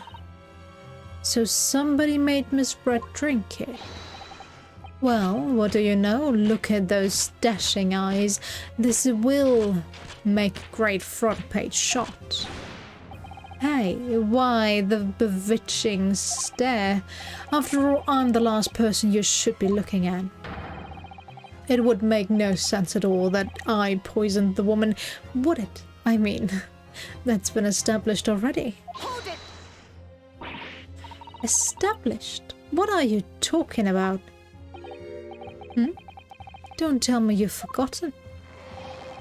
That a little hard to believe. That's a little hard to believe given that the person who established it was you. Me? What on earth does he mean? Oh, let me capture those wide eyes. This is prime press fodder. This is... It would seem that this trial is not destined to end yet after all. I hereby call upon the witness to give further testimony. That's great, that is. Let me get a shot of that magnificent beard, Your Excellency. You claim it to be impossible that you were the one responsible for administering the poison to the victim. You will explain to the court in your testimony the basis upon which you make such a claim. I'm a journal. I'm a man. I've never my life. And I'm not about to start now, because that's many memoism. For a brief moment I thought I'd illuminated the truth, but it slipped right back into obscurity again. Just where's this trial going to take us?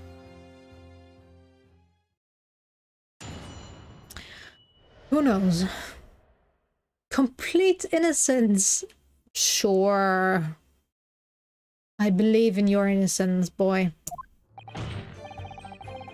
Oh yes, I stabbed the Englishwoman, and it's that very fact that proves I'm innocent. Because why would I have bothered to stab the woman if I'd already poisoned her?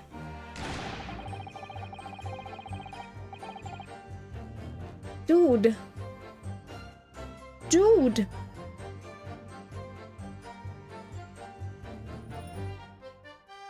That sentence alone already proves you did it. You needed somebody else to be well, your, what's the word? Let's say hanging man. Doesn't matter. This is not the right word, I know, but well. So, you made sure she was poisoned, and you knew that Ray knew what the symptoms of the poisoning were. Then you stabbed her, and Ray saw, oh, those pupils are... whatever the word was. The pupils are strange, so the blade must be poisoned. So, bam, she pulls out the knife, and you get your big scoop photo, be like, yo, that girl obviously stabbed the woman. She has to be the culprit, but because you did not make a story out of it, that establishes the truth of you being the actual murderer. So stop stalling and get captured. Please and thank you. When I heard the student girl and that pompous English murderer arguing, it got my goat. If the courts weren't going to punish Brett for what she did, someone else would have to see justice done. Uh-huh. Okay. So, you admitted then? That everything happened as I described?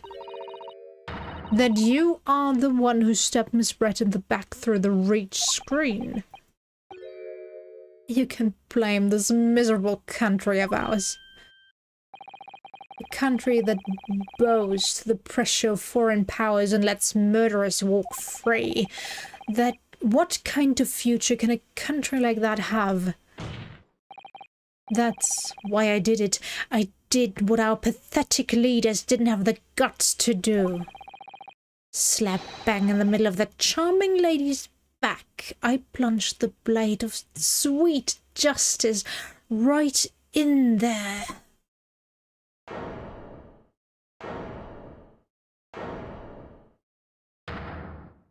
Okay, case closed. Bye. As someone who spends his life seeing that the truth is told, I feel really, really awful about giving false information in my testimony before. But as it turns out, there was somebody else who had it in for the victim and got her before me. That's right. You guessed it. That pretty little student girl. Now, there's a woman after my own heart. You're implicating Ray again. She's the one who gave the poison to the Englishwoman and ended her pitiful existence. And suddenly, snap. This journal here is off the hook. Huh. The argument is sound, certainly. If the witness had administered the poison himself, he needs only have waited for it to take effect. Subsequently, stabbing the victim in the back would have been entirely nonsensical. It would still be attempted murder. Dude! It would still be And therefore, this reporter had nothing to do with the poisoning. Yes, it's all quite logical. Uh-huh, sure. That's right, it is. Logical and true. I'm glad you've all seen the light. Justice, at last. This is unbelievable. Thank you for saying my thoughts. Well, thinking them. And after I'd made so much progress on proving his guilt, is he going to get away with it now? No. No, we're not letting that happen. Think of Kazuma-sama and Naruhodo-san. They never stopped looking for a way forward until the judge's final gavel? Very well then, counsel. Proceed with what I assume to be your final cross-examination on this trial. I sure hope so. Yes, Your Excellency.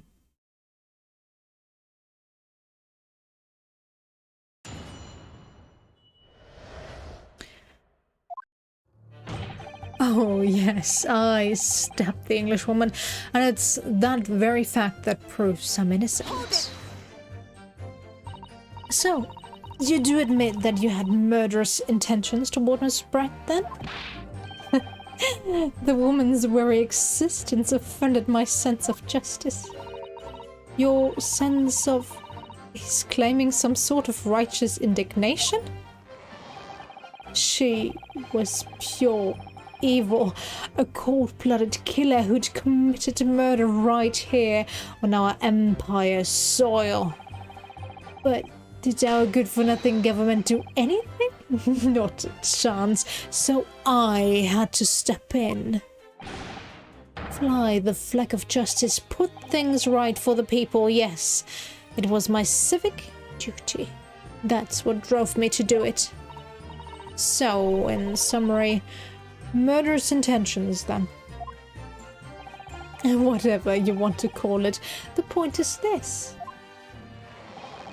That Englishwoman was a blight, so I had to do what was right for society. Yet a real wrong was done by the student girl in the dock, a crime for which she must pay.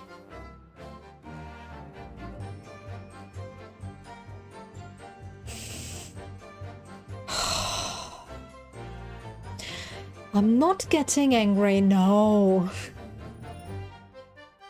You still have to lock up this boy.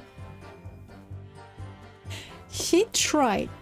No matter if he was the one who poisoned the lady, he committed a crime. He tried to kill someone. Even if you say the poison is the worst thing that happened to the lady, which was the actual reason she died.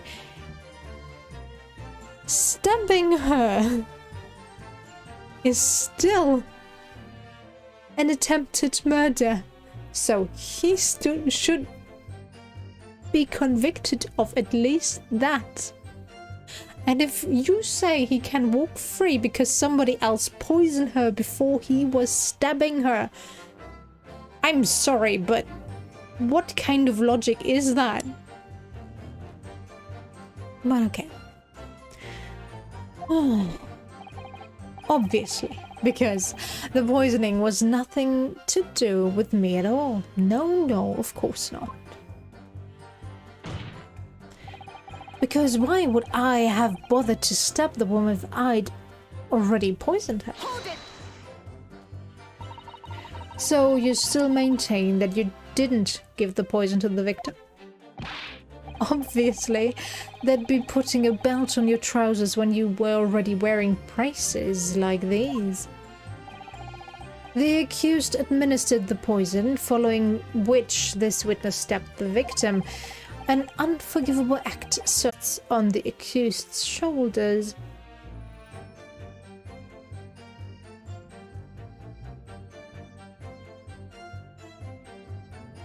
Alright, somebody, please poison the prosecutor so I can stab him and walk free.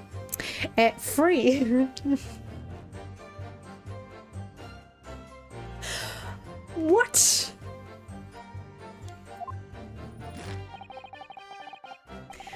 That is how the law works, you see, Yoko.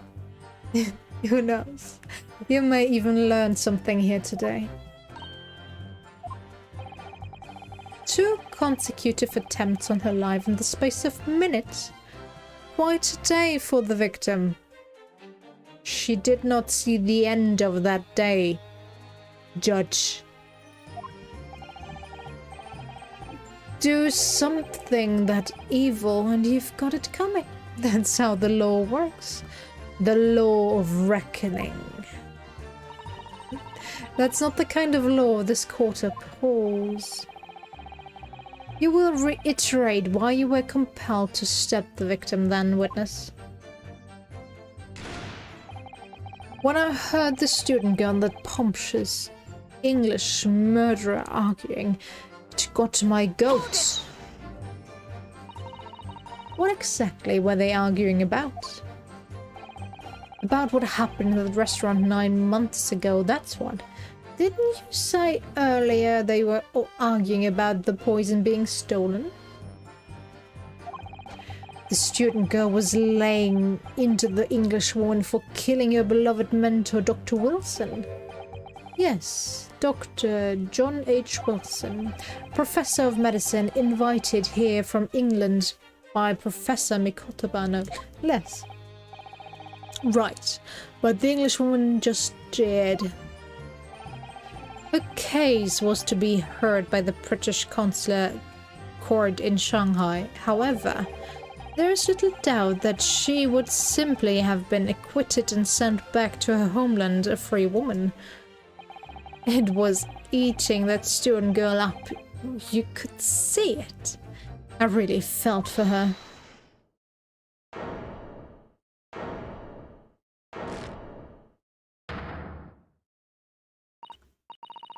I can't stand here listen to this tripe. Ray!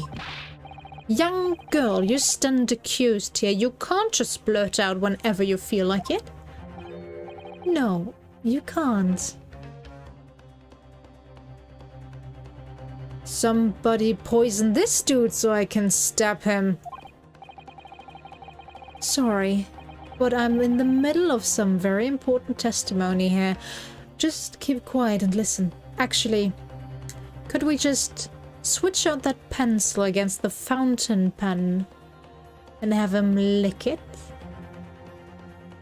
Then he's already poisoned and I can stab him. And he poisoned himself, so nobody gets, well, accused of murder. It was suicide, obviously. I just helped him a bit. to make him suffer less. But this awful man is making all of this up. Susato, please, you have to make them listen. Return to the dock at once, Membami-san. We are in the middle of a cross-examination. Your Excellency, please, I implore you. The journalist is clearly not a trustworthy witness. Exactly. He's a filthy, rotten, black-hearted, bigoted, great peeping Tom. Whoa, take it easy there. Please, I really think the court should hear what the defendant has to say. Your Excellency, I see no need whatsoever to entertain the accused's remarks. I will grant the request of the defense. But, Your Excellency, this is likely to be the final cross-examination of these proceedings. As such, I believe it would be ill-advised to stifle the defendant's obvious concerns. So, whilst recognizing that this contravenes regular protocol, I hereby call upon the defendant to speak. Oh, thank you so much, Your Excellency. It was nothing to do with Dr. Wilson. We were discussing the stolen poison. The stolen poison that killed the victim, you mean? I suspected her of being the one to steal it.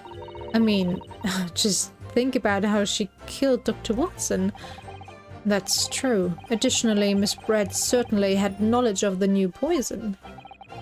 But surely it would be no easy task to steal a highly secret toxin being developed by the government. Indeed, all visitors to the laboratory are thoroughly searched when they leave. Even if a thief managed to avoid being seen by myself or a colleague, getting the poison out would be very difficult. That's true. I pestered Professor Mikotoba until he agreed to show me the poison when I visited his laboratory. But as I left, I was searched from top to tail. Miss Brett rather bluntly revealed the existence of the toxin we'd been developing, you see. And since Soseki-san expressed such an interest in it, I felt unable to refuse. Obviously, I give nothing away other than the fact that it was an extremely potent substance. I'm very ashamed of myself. It's just that I've had a singularly terrible existence with a deadly poison. I wanted to look my old enemy in the eye. Surely you can understand that. To find out if my suspicions were true, I confronted Miss Brett about the poison. I told her that if there were to be an incident involving it somehow, it wouldn't be the university. The military would be dragged into it. The whole government, even. It would be a complete disaster. And how did Miss Brett respond to your concerns? She just curled those beautiful lips of hers and said she didn't know the first thing about it. In English, actually. Ah, yes. Many memos-san. One small question, if you don't mind. I do mind. Can't you see I'm busy? Clearly you were outside the beach hut listening in whilst the defendant and Miss Brett were conversing. Presumably then it was you who wrote this article about what you'd heard. Exclusive deadly poison stolen from Yume Medical Research Laboratory. The story was published in the morning's edition of Shoyu News. The details are too accurate for it to have been written by anyone else. Sorry, don't know what you're talking about. Yes, look at this. The entire article. It's almost what I sent to Miss Brett, word for word. Well, many memos-san. As a journo and as a citizen of a free country, I don't have to reveal my sources. That's a founding principle of many memoism. Father's clearly right about this. That reporter did write that article and he based it on what he overheard from outside the hut. The details of the poison article have been updated in the court record. Okay. So that's what it was all about. You were trying to cover up the fact that you were listening in. That's why you came up with that stinking story about me arguing with her. Shut up. My stories never stink. Look, whatever you say, little girl, doesn't alter the facts. Your Excellency, there's something I want to say and I want it to go on record. Okay. Very well. You may amend your formal testimony.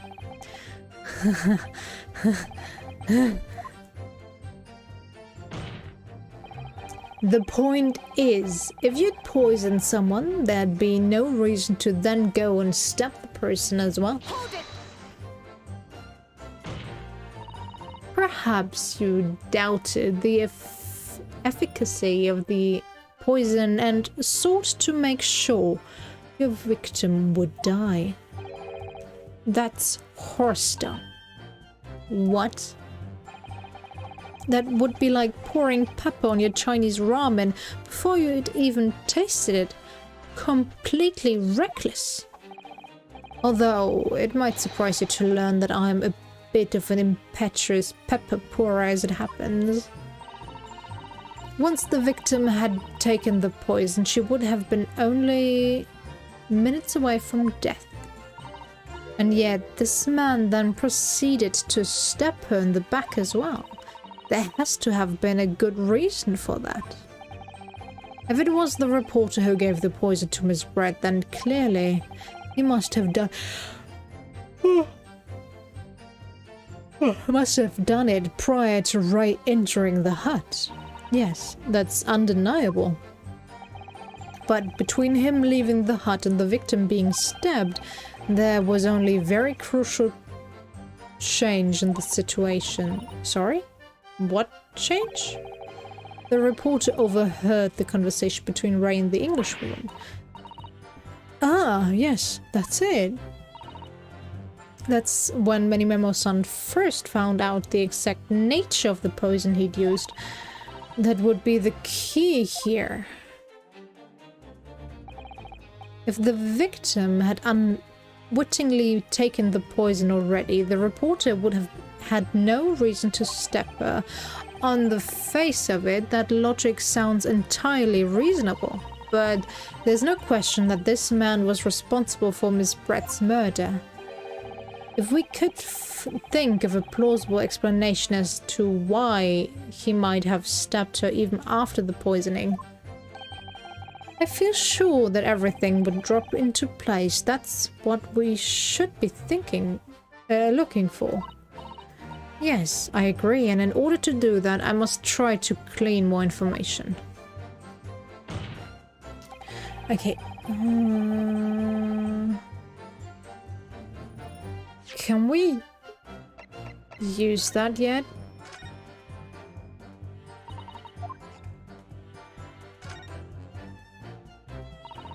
Yeah. Faster, please. No. Okay, sad. Oh, yes, oops. That's that very fact that proves I'm innocent. Okay, because why would I have bothered to stab the woman if I'd already poisoned her? When I heard the student go on the pumptious, yeah, it was nothing to do with Dr. Wilson. We were discussing the stolen poison. The point is, if you'd poisoned someone, there'd be no reason to then go and stab the person as well.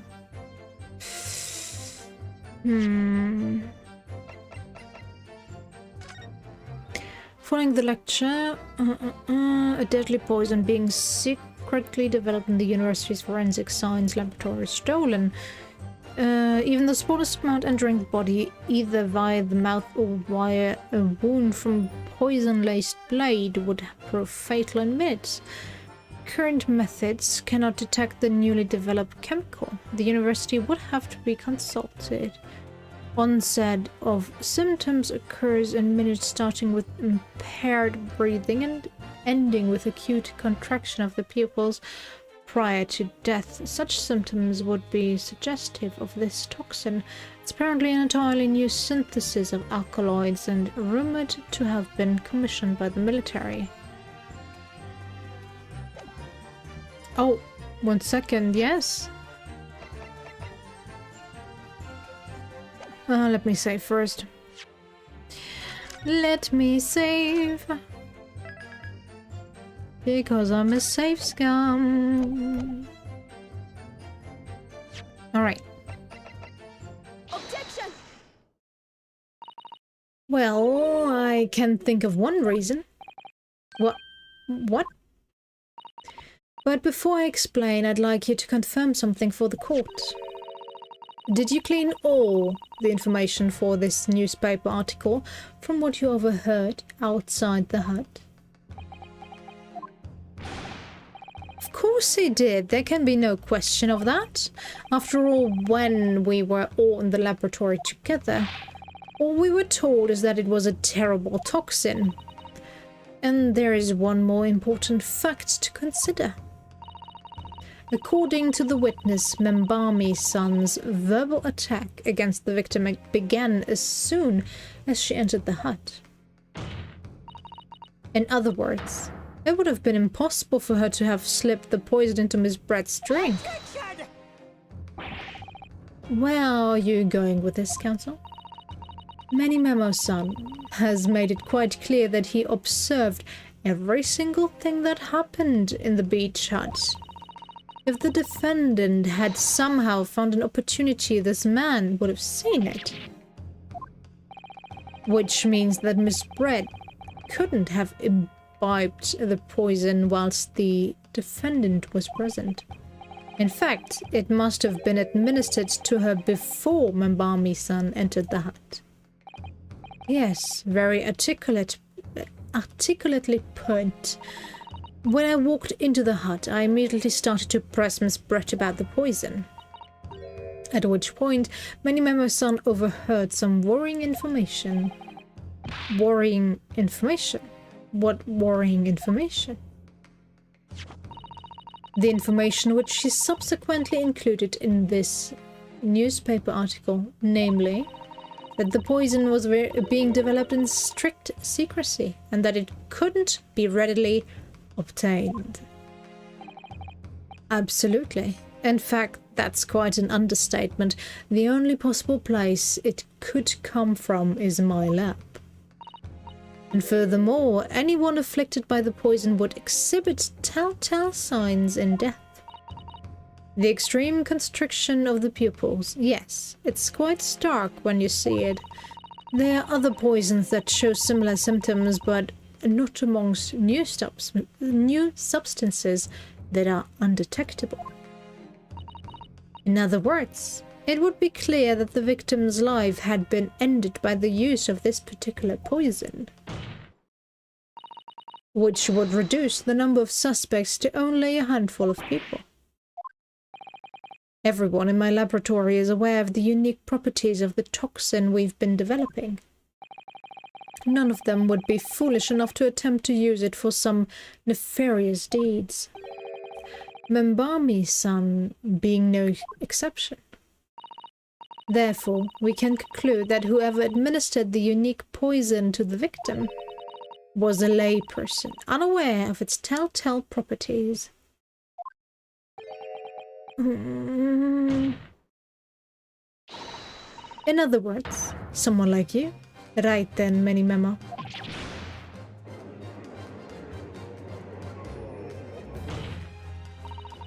It was you who stole the poison from the laboratory that day. And it was you who administered it to the unwitting victim. But you quickly realized that was a terrible mistake. Because the poison caused such unusual symptoms and was so traceable. As you listened in from the far side of the beach hut's thin walls, you learned of these facts.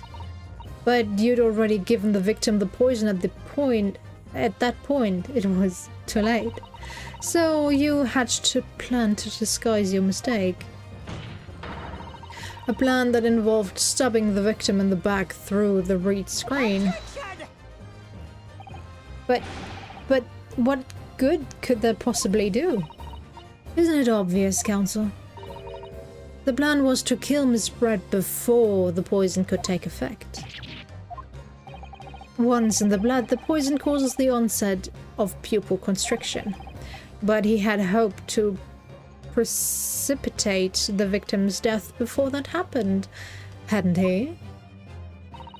Exactly. Because without any revealing signs of the new secret poison's use, no one would ever have suspected. This is extraordinary. Yes, the effects of the poison meant it would be too easily identified, so the killer had to mask its use, which he attempted to do by plunging a knife into the middle of the victim's back.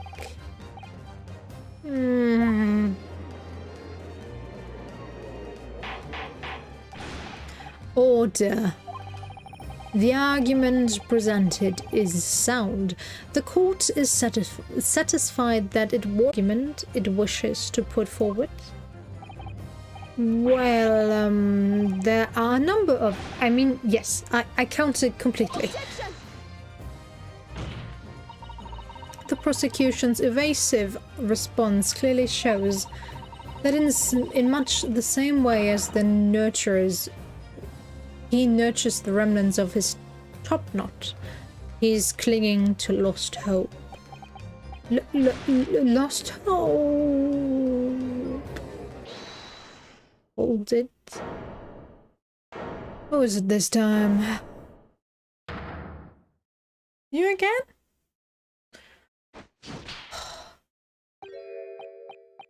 Ah, you pathetic, useless, fallen samurai. Fallen? Who are you calling fallen? I don't need a counter-argument. What are you talking about? It should be blatantly obvious. I stole the poison, you say. Gave it to the victim, you say. Stabbed her, you say. Lots of fine theories. But I don't need a counter-argument because you don't have an argument yourself.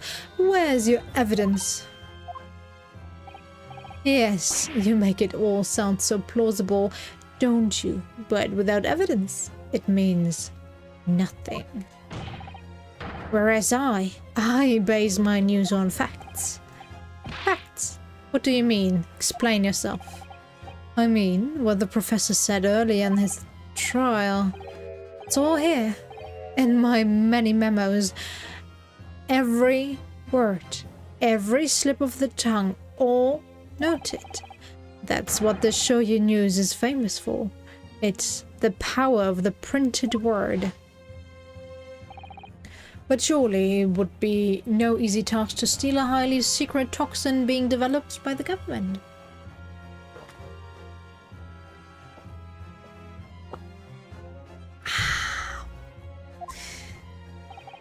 Indeed, all visitors to the laboratory are thoroughly searched when they leave. Even if they've managed to avoid being seen by myself or a colleague, getting the poison out would be very difficult. How was that then? Blown the story wide open. Dude, I already found the secret compartment you've stored that stupid poison in. Are you kidding me right now? This case is getting me angry.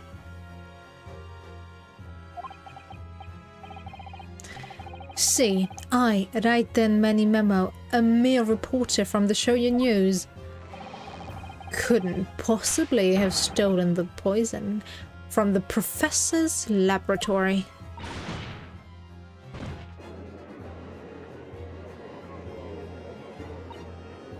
But there can't be any question of it.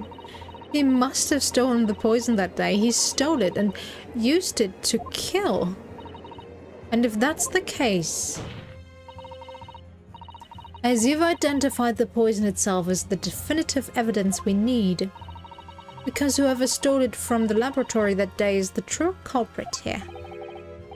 What's your point, you annoyingly handsome country bumpkin?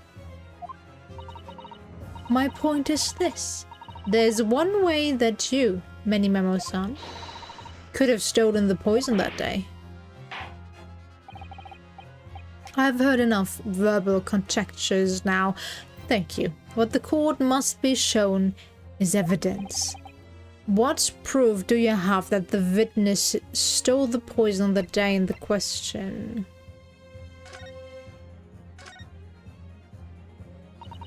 Yeah. Can we skip all that, please?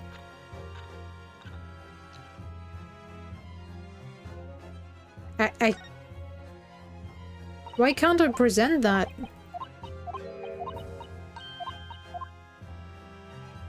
Shouldn't I be able to present that?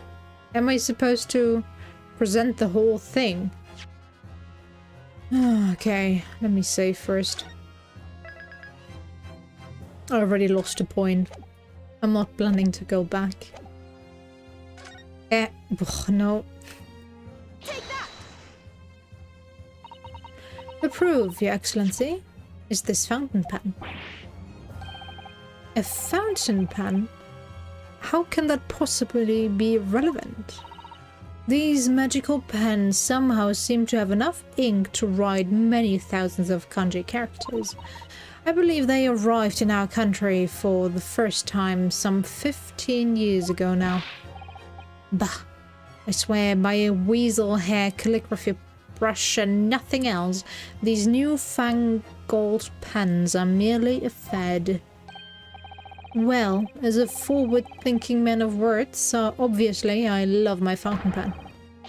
Suck up a soupçon of sumptuous ink and one's work is awash with words in the blink of an eye. That's right. Fountain pens have a small reservoir in the barrel, into which ink is sucked up through the nib of the pen in order to write with later. What does all this talking about sucking up ink have? And just as it's possible to suck its ink up into the reservoir, it's also possible to eject it through the nib again, of course. My word, can this really be? Well, Many-Memo-san. When you saw the deadly poison before your eyes in the laboratory that day, you used a fountain pen, your very lifeblood, to steal some of it, didn't you? By siphoning the poison up through the nib and into the pen's reservoir. Objection! More absurdities. What was that? That never happened. True. We've heard that there were procedures in place to prevent theft like this from the laboratory, but would anyone have thought to look inside a fountain pen of all places? No. I'm a little ashamed to say that for fear of offending our guests, such a detailed search would not have been conducted. Well, this is quite startling, I must say. I remind the court that this pen was found in the clutches of the victim when she died. In other words, it was dropped at the scene by Many-Memo-san. So the crucial question is, when exactly was the pen dropped? Are you suggesting... The natural conclusion is that in your haste to act whilst the victim was distracted for a moment, you dropped the pen after you emptied the poison from it into her glass. There could be any number of alternative explanations. For example, yes, I'm listening, the witness could have been using his pen to write down details of his conversation with the victim. And when shocked by one of her outrageous answers, the pen fell from his quivering hand. Objection! No, that can't be. If it was, how do you explain why the pen was devoid of ink? What? As you can see for yourself, if you examine the evidence, there would appear to be no ink present in the reservoir. What newspaper reporter goes to interview someone with nothing in his pen? No, the pen was dropped after the poison was filled its reservoir had been emptied into the victim's glass. Witness, what do you have to say in your defense?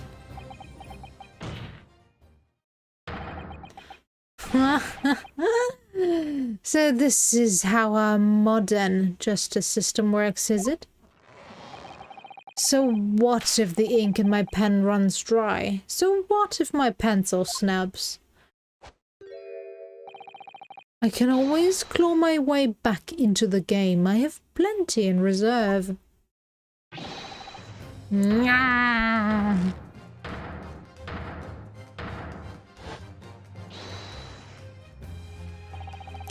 claim I sucked the poison up into my pen? That's wild speculation, nothing more. Have you thought you could bring down a fine, upstanding citizen with a trick like that? Think again. It looks as though it's going to take one final decisive blow to finish this matter. As I see it, the situation is now very simple. It rests upon whether or not this witness did indeed steal the poison on the day in question, and therefore it all depends upon whether or not the defense can prove that he did with evidence. No such evidence could exist. Possibly. Objection! Exist. Many Memo-san, this is how our modern justice system works. What? In the courtroom, evidence is everything. Something you would do well to remember, because you are well past the point of speculation on this stage, I assure you. Very well then, I call upon the defense to present the aforementioned evidence. This is it then. This will be the final piece in the puzzle. The defense can prove by means of this item that it was the witness's pen that was used to steal the poison. I just hope you want me to use this. Nothing else? Let's make sure of that by saving and then presenting it. Counsel, what is that bottle?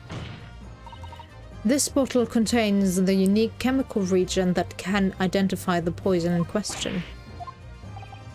Yes, that poison is an entirely new synthesis of alkaloids developed by my colleagues and I. It would be impossible to detect traces of it by any other method. Or, from another perspective, simply with this chemical region, anybody at all could check for traces of the poison. Regent? What? One drop of the content of this bottle on the tip of your fountain pen, Many Memo, son, is all it will take to solve this case beyond all reasonable doubt. No, you can't. I won't.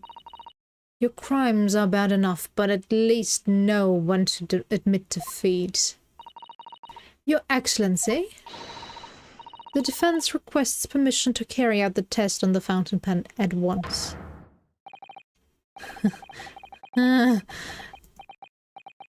Yeah? This isn't my fault. The Empire, trying to hold its head. I took my arms in the form of the mighty pen, all in the name of justice. Many Memo. Susato, with me. I'm here. Hiya.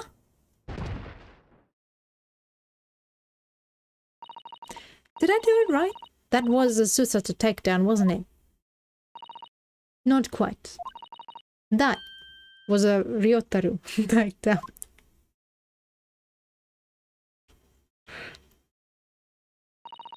That was a girl power takedown, okay?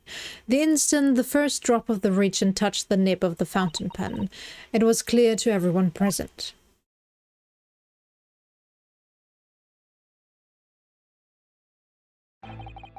When I saw it there in the lab, the poison, I just... the devil got a hold of me and I decided to do it on a whim. I excused myself and emptied all the ink down the sink in the bathroom, washing the reservoir out carefully. And then you waited for an opportunity to suck up some of the poison, didn't you? Into your fountain pen. Yes. That's right. Answer me one thing, Manimemo-san. Why did you steal it? For what purpose? Isn't it obvious? To find out what it was made of and expose it in an article. I mean, it was a secret project after all. Too juicy for a journal like me to pass up. Then why did the Englishwoman end up dead? I went into that hut, intending to quiz her on her situation. That's all. As a reporter. A known killer enjoying full freedom, evading justice by leaving the country. I told her what I thought about it. And she just laughed in my face. Oh, what's this? A Far Eastern caveman purporting to practice journalism. Really, you must learn the difference between reporting and listening at doorways, you ignorant plebeian. What did you call me?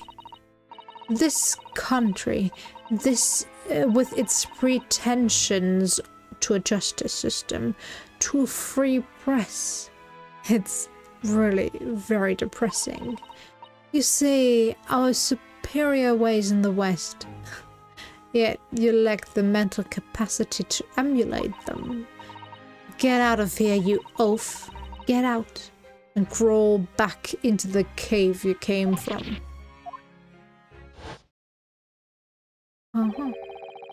That's when I remembered about the deadly poison I happened to have in my pen at the time. What a terrible tale. In my head, I knew I should just get out of there as quickly as possible, but I couldn't. I couldn't let her get away with what she'd done when she clearly had no remorse at all. I suppose it was my journo spirit getting all fired up. That does not excuse murder, I'm sorry. Yes, she was an awful human being. And she definitely should have seen a cell from the inside. As soon as she was convicted, but oh well. Not convicted. Judged accordingly. But as I said, politics can be a bitch. I'd like to ask you something. Yes. You often talk about justice. But surely as a journalist you could have used other means to deliver the justice you sought. There's no justice in the press. Sorry. After the trial 9 months ago, I kept digging and digging to find out what happened in that courtroom, and finally, I discovered the truth. It was a cover-up. That's what it was. A cover-up? What do you mean?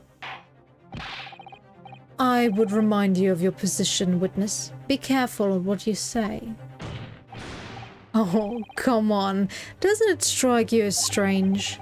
We're suddenly not allowed to convict a foreign national?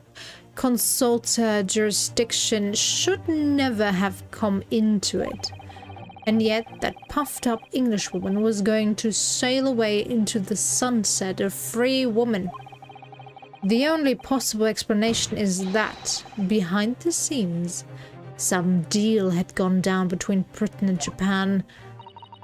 What sort of deal? I'd done my research, dug up all the dirt. It was all ready to be published. But you know what happened? The editor just tore the article up. He came under pressure from the government, you mean? If our government is going to let criminals walk free, if they're going to crush the free press, then what choice do I have but to see that justice is done myself? Let's not fret, Manimemo-san, that you committed murder yourself and you tried to lay the blame at the defendant's door. I'm sorry, but you're no better than Jose Brett. What? Talk about justice at all. I suppose.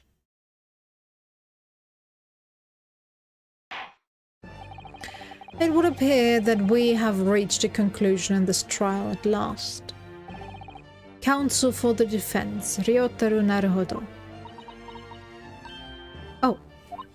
Ah, yes. Sorry, Your Excellency. Just musing in a manly way here. It's almost unbelievable that this is your first experience of the Supreme Court. It was an excellent performance. In truth, it very much reminded me of your cousin's exploits. Oh, Naruhodo Ryunosuke, you mean? The way he handled the trial 9 months ago and the way you handled this one. It gives me hope that we are genuinely entertaining a new era of justice in this land. That's very flattering, Your Excellency.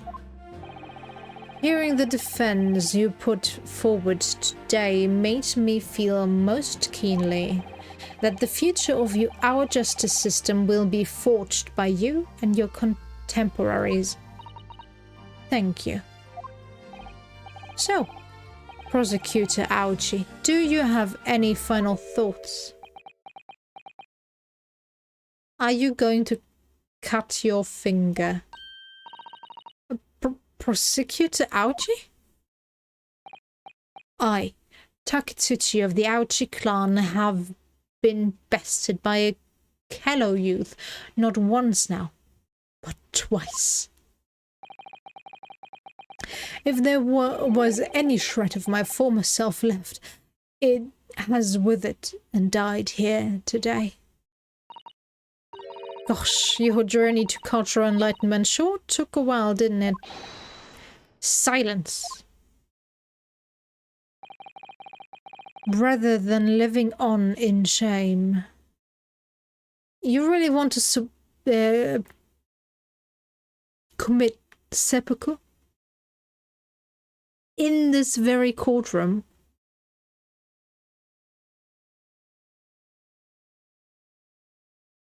What? I will end it all now with this blade. For that is the true path of Aochiism. Aochiism? One hopes that the only way in which he'll be modeling himself after the witness. That's okay. Sprig of my top knot, the time is right for farewell. Hope is lost forever. Taketsuchi.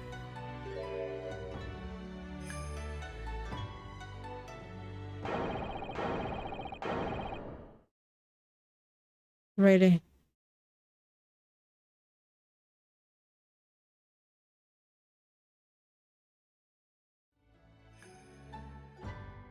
Very dramatic.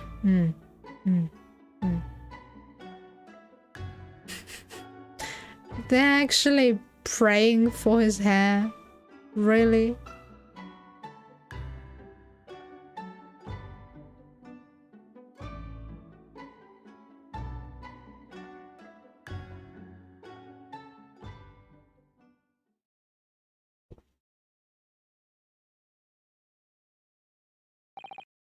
Now, in regard to the defendant Raymond Barmy-san. Yes, Your Excellency? I have reached my final verdict. I hereby find you not guilty. Yay! Where are my fireworks? Hello? Fireworks? Where are my fireworks? What? Court is adjourned. My voice can finally rest. Yay!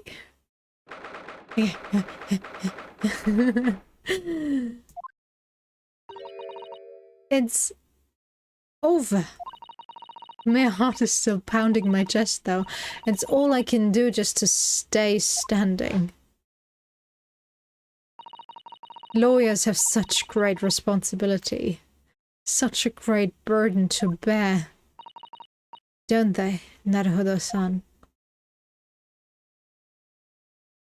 You do think about him a lot. Susato! Susato! Thank you so much. You were so dashing in that. Right. And father. Honestly, I'm so touched by everything you've... Oh, no. I think I'm going to cry. It wasn't easy, but together we made it. It was on the verge of... I was on the verge of tears at the end too. The only reason I'm still here is because of you. Oh no, I can't take all the credit. It took courage to tell the truth in there. You did wonderfully, Ray. So I would have to say that the congratulations belong to you. Susato, don't be so standoffish. Sorry?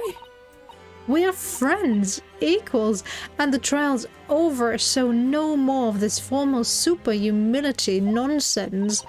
It's time to celebrate with swagger, to throw caution to the wind. Caution to the... What? I am the great defense lawyer, Ryotaro Naruhodo, and I'm taking you out to a milk bar tomorrow. Or something. Right. I see. I'll, think about it, Ray. At any rate, we really knocked the wind out of that horrid man, and it felt so good. Yes, it was satisfying. It really was. Isn't there anybody else we could throw together? I hope you're not looking at me, Ray. Oh my goodness, no, of course not. Of course not. Ah, there it is at last. Ray's lovely smile. You fought for your friend to the very last. As your father, I'm extremely proud of you. Defense Attorney Ryotaro Naruhodo. Thank you, but I couldn't have done it without your help. Anyway, it's time to bid farewell to Ryotaro. I think. I shall miss him in a way, but it's back to Susato Mikotoba now. So, I'll never see him again then? What a terrible shame. What? What is happening? Ah, Soseki-san and Inspector Hosonaga. I do hope you've been keeping well. Is that really you? Yes, I had to change my appearance for, well, obvious reasons, I hope. But it's me. Susato Mikotoba.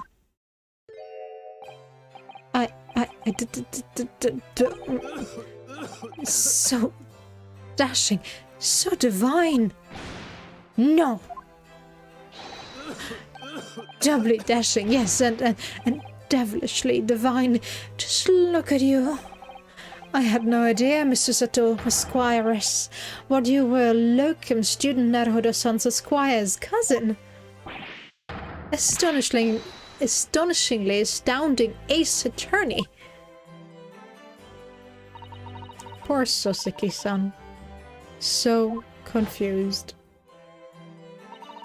I still remember the first time I ever met him. He was in a prison cell in London.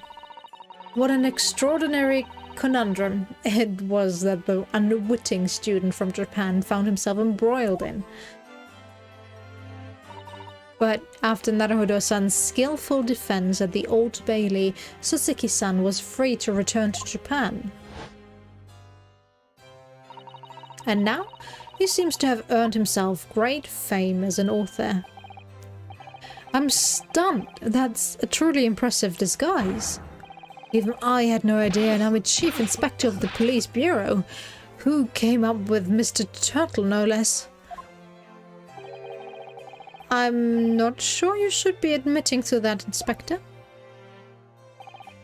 Amazing. You're a woman of many faces, I see. Just two, really. And this was a once-in-a-lifetime event, I hope. Probably not. Oh, I'm not a patch on you, though, Inspector. Well, I am a professional, of course. A professional that sucks at disguises, but sure. I do worry about Inspector Hosonaga sometimes. I really do. 9 months ago, when he appeared here at the Supreme Court to testify, he was undercover, disguised as the head waiter of a restaurant. And then, on the steamship to Great Britain, of course, disguised as a sailor to keep us safe on the journey. Though, that didn't help you, did it, Kazuma-sama? From my perspective, I have to admit that I have mixed feelings about all this. I mean, now the truth has been lost forever. What do you mean? I'm talking about the murder that the Englishwoman committed at the end of last year. Ah, yes, it was an English doctor she killed, as I understand it. Dr. John H. Wilson, yes. The man I invited to Japan personally. The mystery is, why did she kill him? And now that the culprit herself is dead, we'll probably never know the answer. On the voyage to Great Britain, we had a most unexpected encounter. With Mr. Herlock Sholmes, the great detective, I mean. Yes, I remember Mr. Sholmes well, of course. Ah, my arch and nemesis. Now, how lightly you utter his name.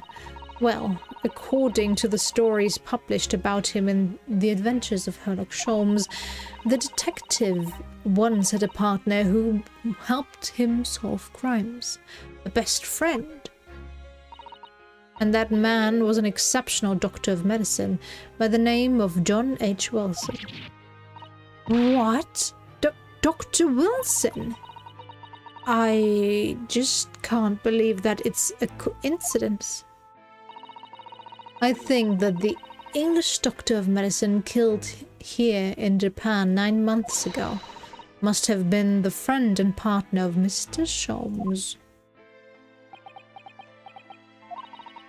And if that's really true,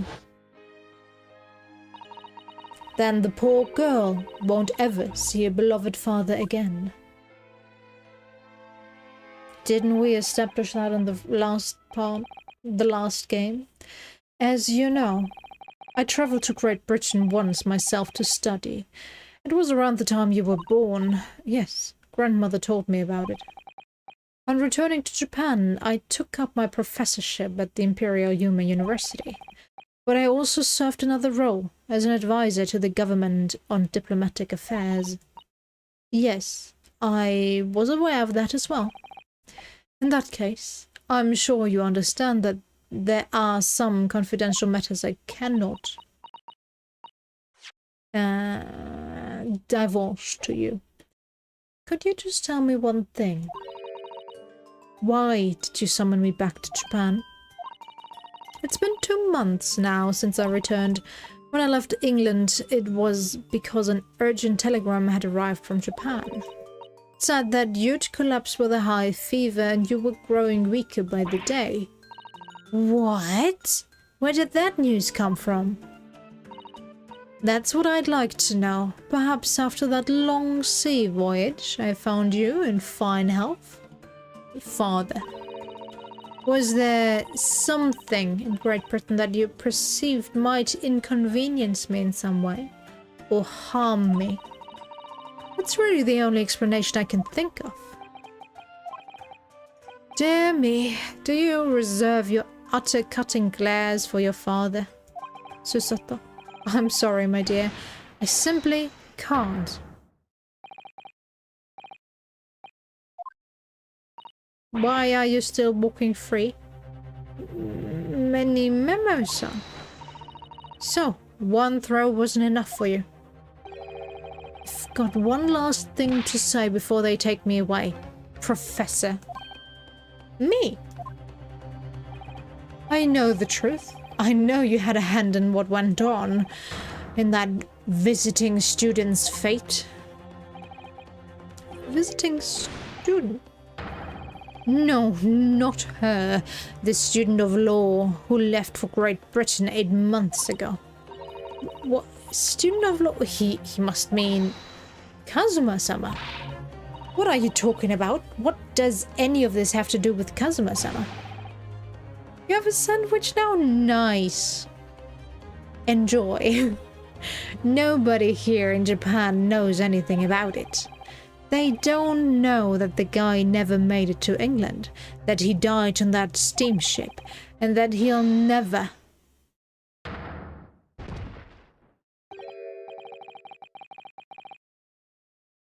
Judge takedown, I take it.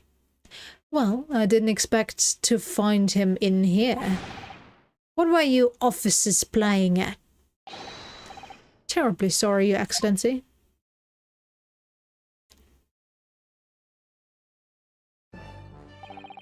I was coming to tell you that the rickshaw has arrived, Eugen, and it's a good job I came by. Yes, thank you for dealing with him, and I'll be there shortly. Oh, Your Excellency.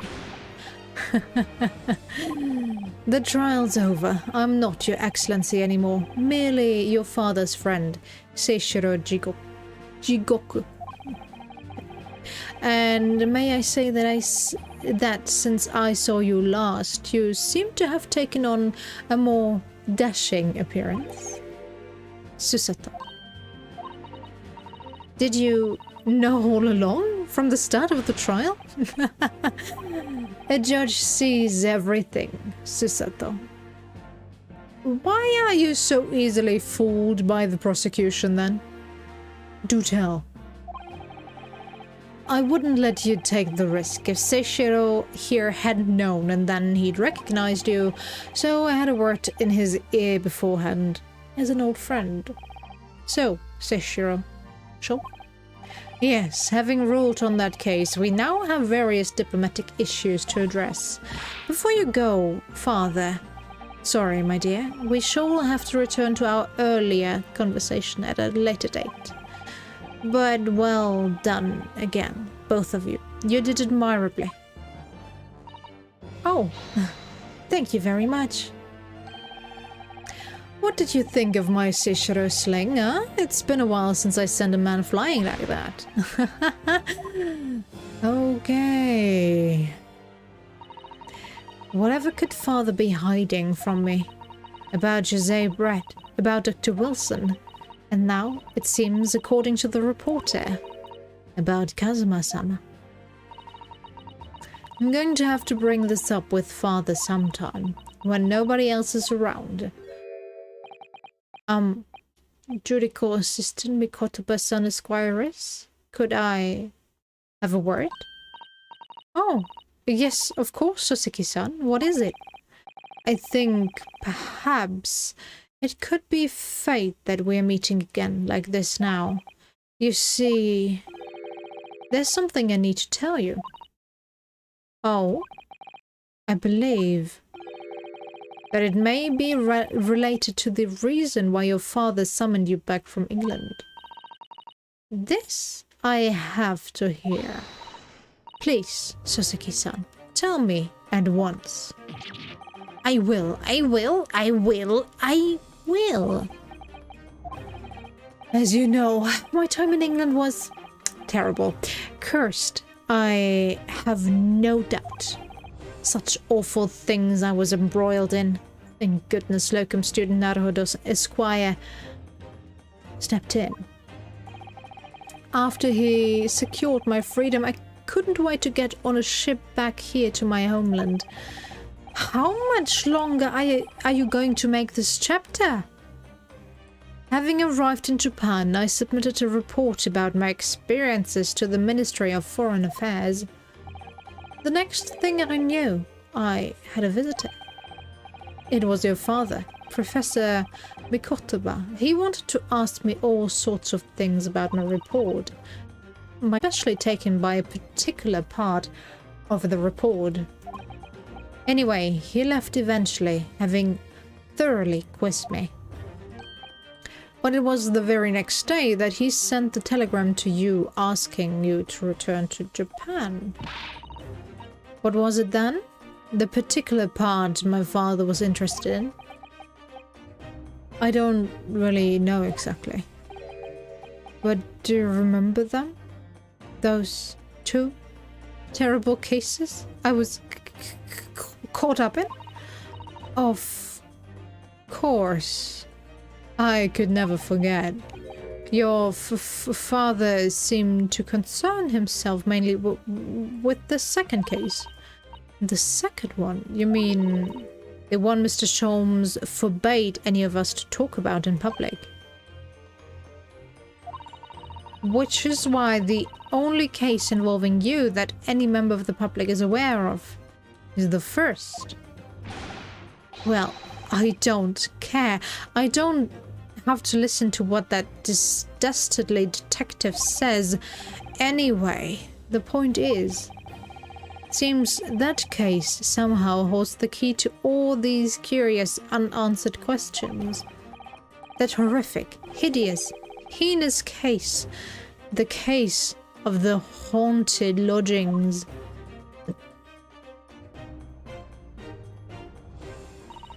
That case somehow caused my father to summon me urgently back to Japan. I thought that whole business was over, but it seems I was wrong. Perhaps that was only the start. Perhaps the story is not yet told. This sounds like an end of the chapter talk. What? Ah, okay, we're back at the grave. The mystery of that English woman's death is solved, thank goodness. And having stood in the Supreme Court now, I think I can comprehend a little better. How you must be feeling as you fight for people's freedom in a foreign land, Naruhodo-san.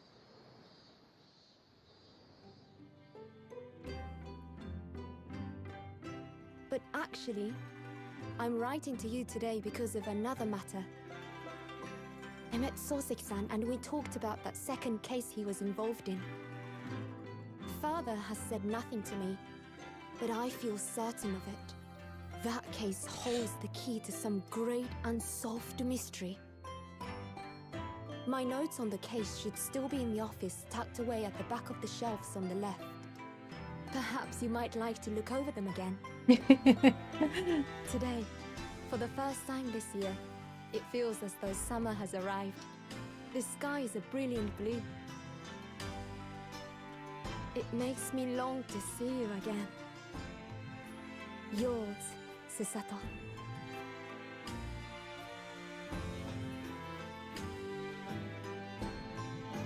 They changed her voice actress. And I like it because it actually sounds, well, like an actual Japanese person speaking English. At least from the word flow. It might just be that the actress from before just got some acting lessons on accents. I'm not sure, I don't know, but it is definitely a mixture of British English and Japanese pronunciation. Safe, yes, please. Please. Please, please. Thank you. Sounds heavy, but nice. As long as it's not American cheese, because... yeah.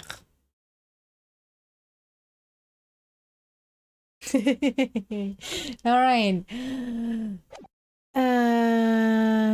We're gonna start that. The Memoirs of the Clouded Kokoro. Okay. Yes, please. There we go. My voice needs resting. It's cheddar. Good. Good choice. A very good one.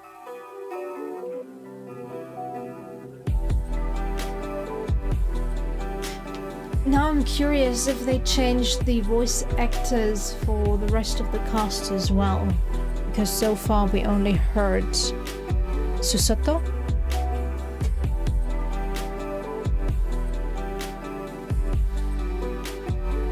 It definitely should be interesting to hear the rest, but there are so few opportunities to hear them. They speak so little. Sad. But yeah.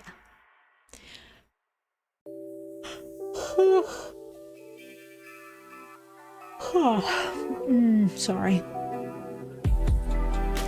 That dragged on for too long now. It was so obvious that he was the culprit.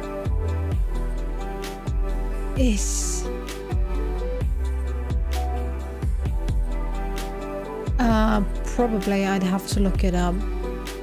It is annoying, I know.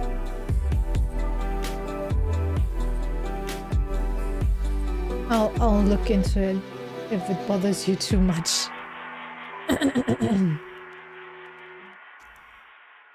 I can see how that, if you have any light sensitivities, could get very irritating.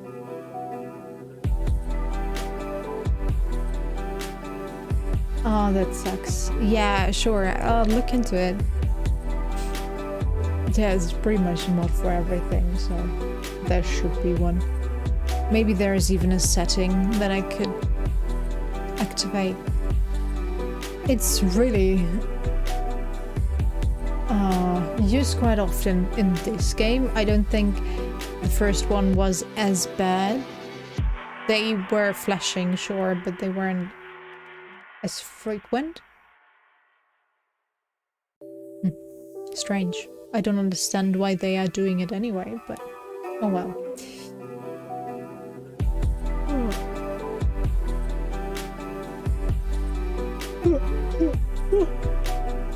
There we go. Let's play one of these games, but can't because of that. Yeah. That really, really sucks.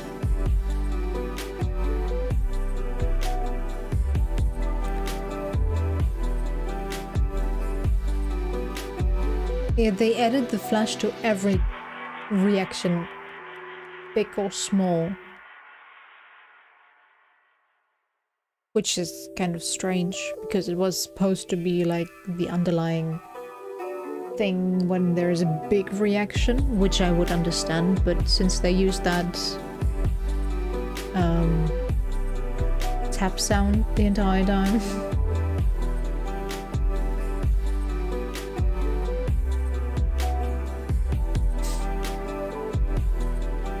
We'll find something. And putting it on a smaller screen probably won't help. But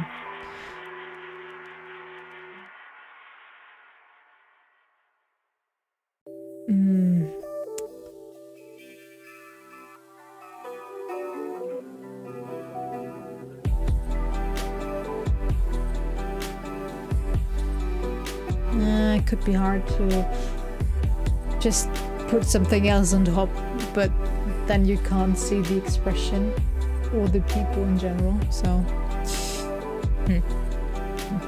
yeah, I'll look into it, and if you find something, tell me. And if I find something, I'll post it into the Discord, so you can install it as well. And then maybe enjoy the game for yourself. But yeah, there's also an extremely unnecessarily long case.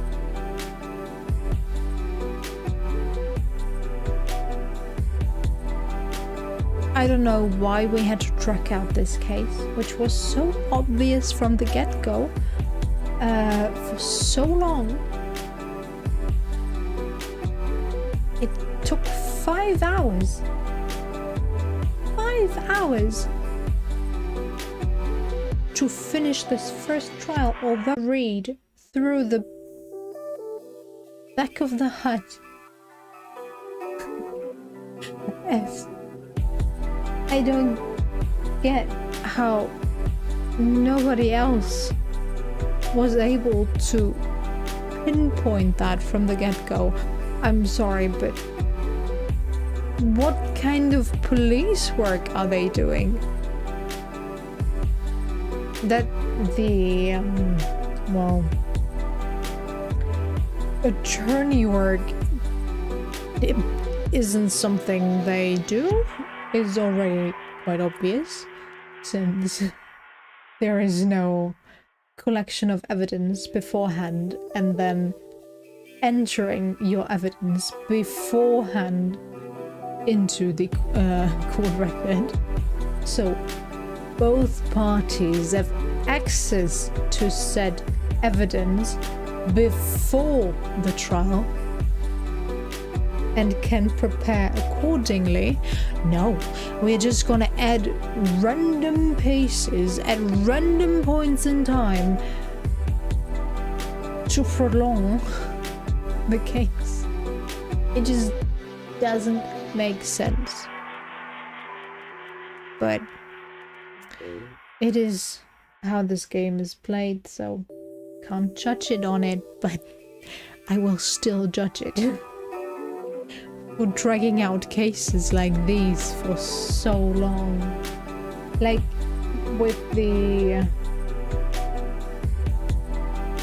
murderer we defended in the 3rd episode, I believe, who was killed in the fire in the end. It was dragged out for a reason. He was obviously guilty, but we had to defend him, and since he is guilty, there was of course a way to find more evidence on proving his guilt. But in this case, they dragged it out for no reason.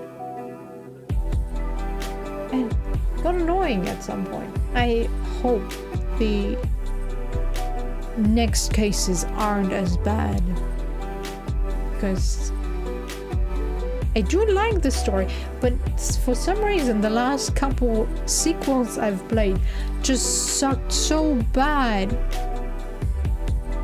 Huh. Why am I so unlucky with sequels? Sure, I liked the Plague Tale sequel somewhat, but there were still a lot of parts I did not agree with. The Somnium Files sequel was just sad. In its own right, it was okay, but compared to the first one, it was just sad. What else did I play? What sequel? I feel like I played more sequels, but can't remember. Oh well. Dwelling on negativity doesn't help, so let's hope tomorrow will be better when we get to the next episode. And apparently look into a trial that was already dealt with in the past. Well, I haven't finished it yet, but so far, for sure.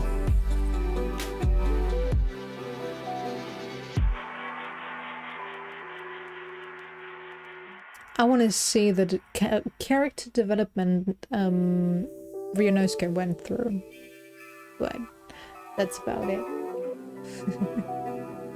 Oh well.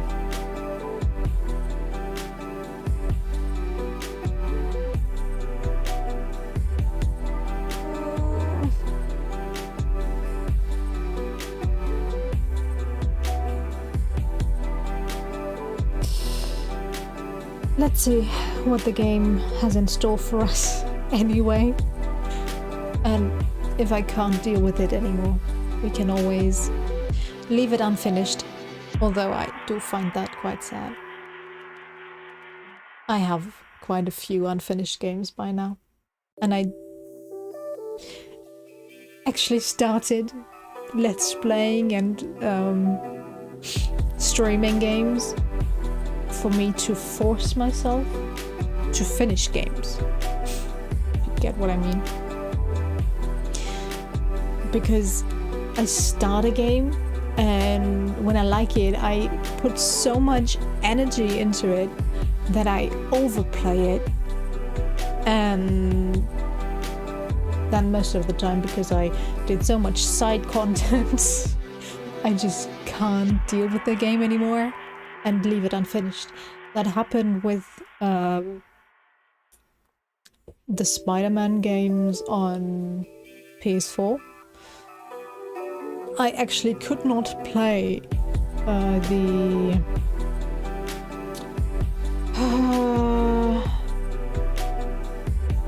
semi-sequel to it with Miles Morales because it was too similar to the game it was based on with the first Spider-Man game. And I was like, alright, it's too similar. I could not finish it because my brain was just thinking about the first game and I was like, oh, I'm sorry, but I can't finish it. I was so sad because I really, really loved the first game. But I just put so much energy into that one game. Couldn't. Just couldn't. Oh well. Enjoy the rest of your day.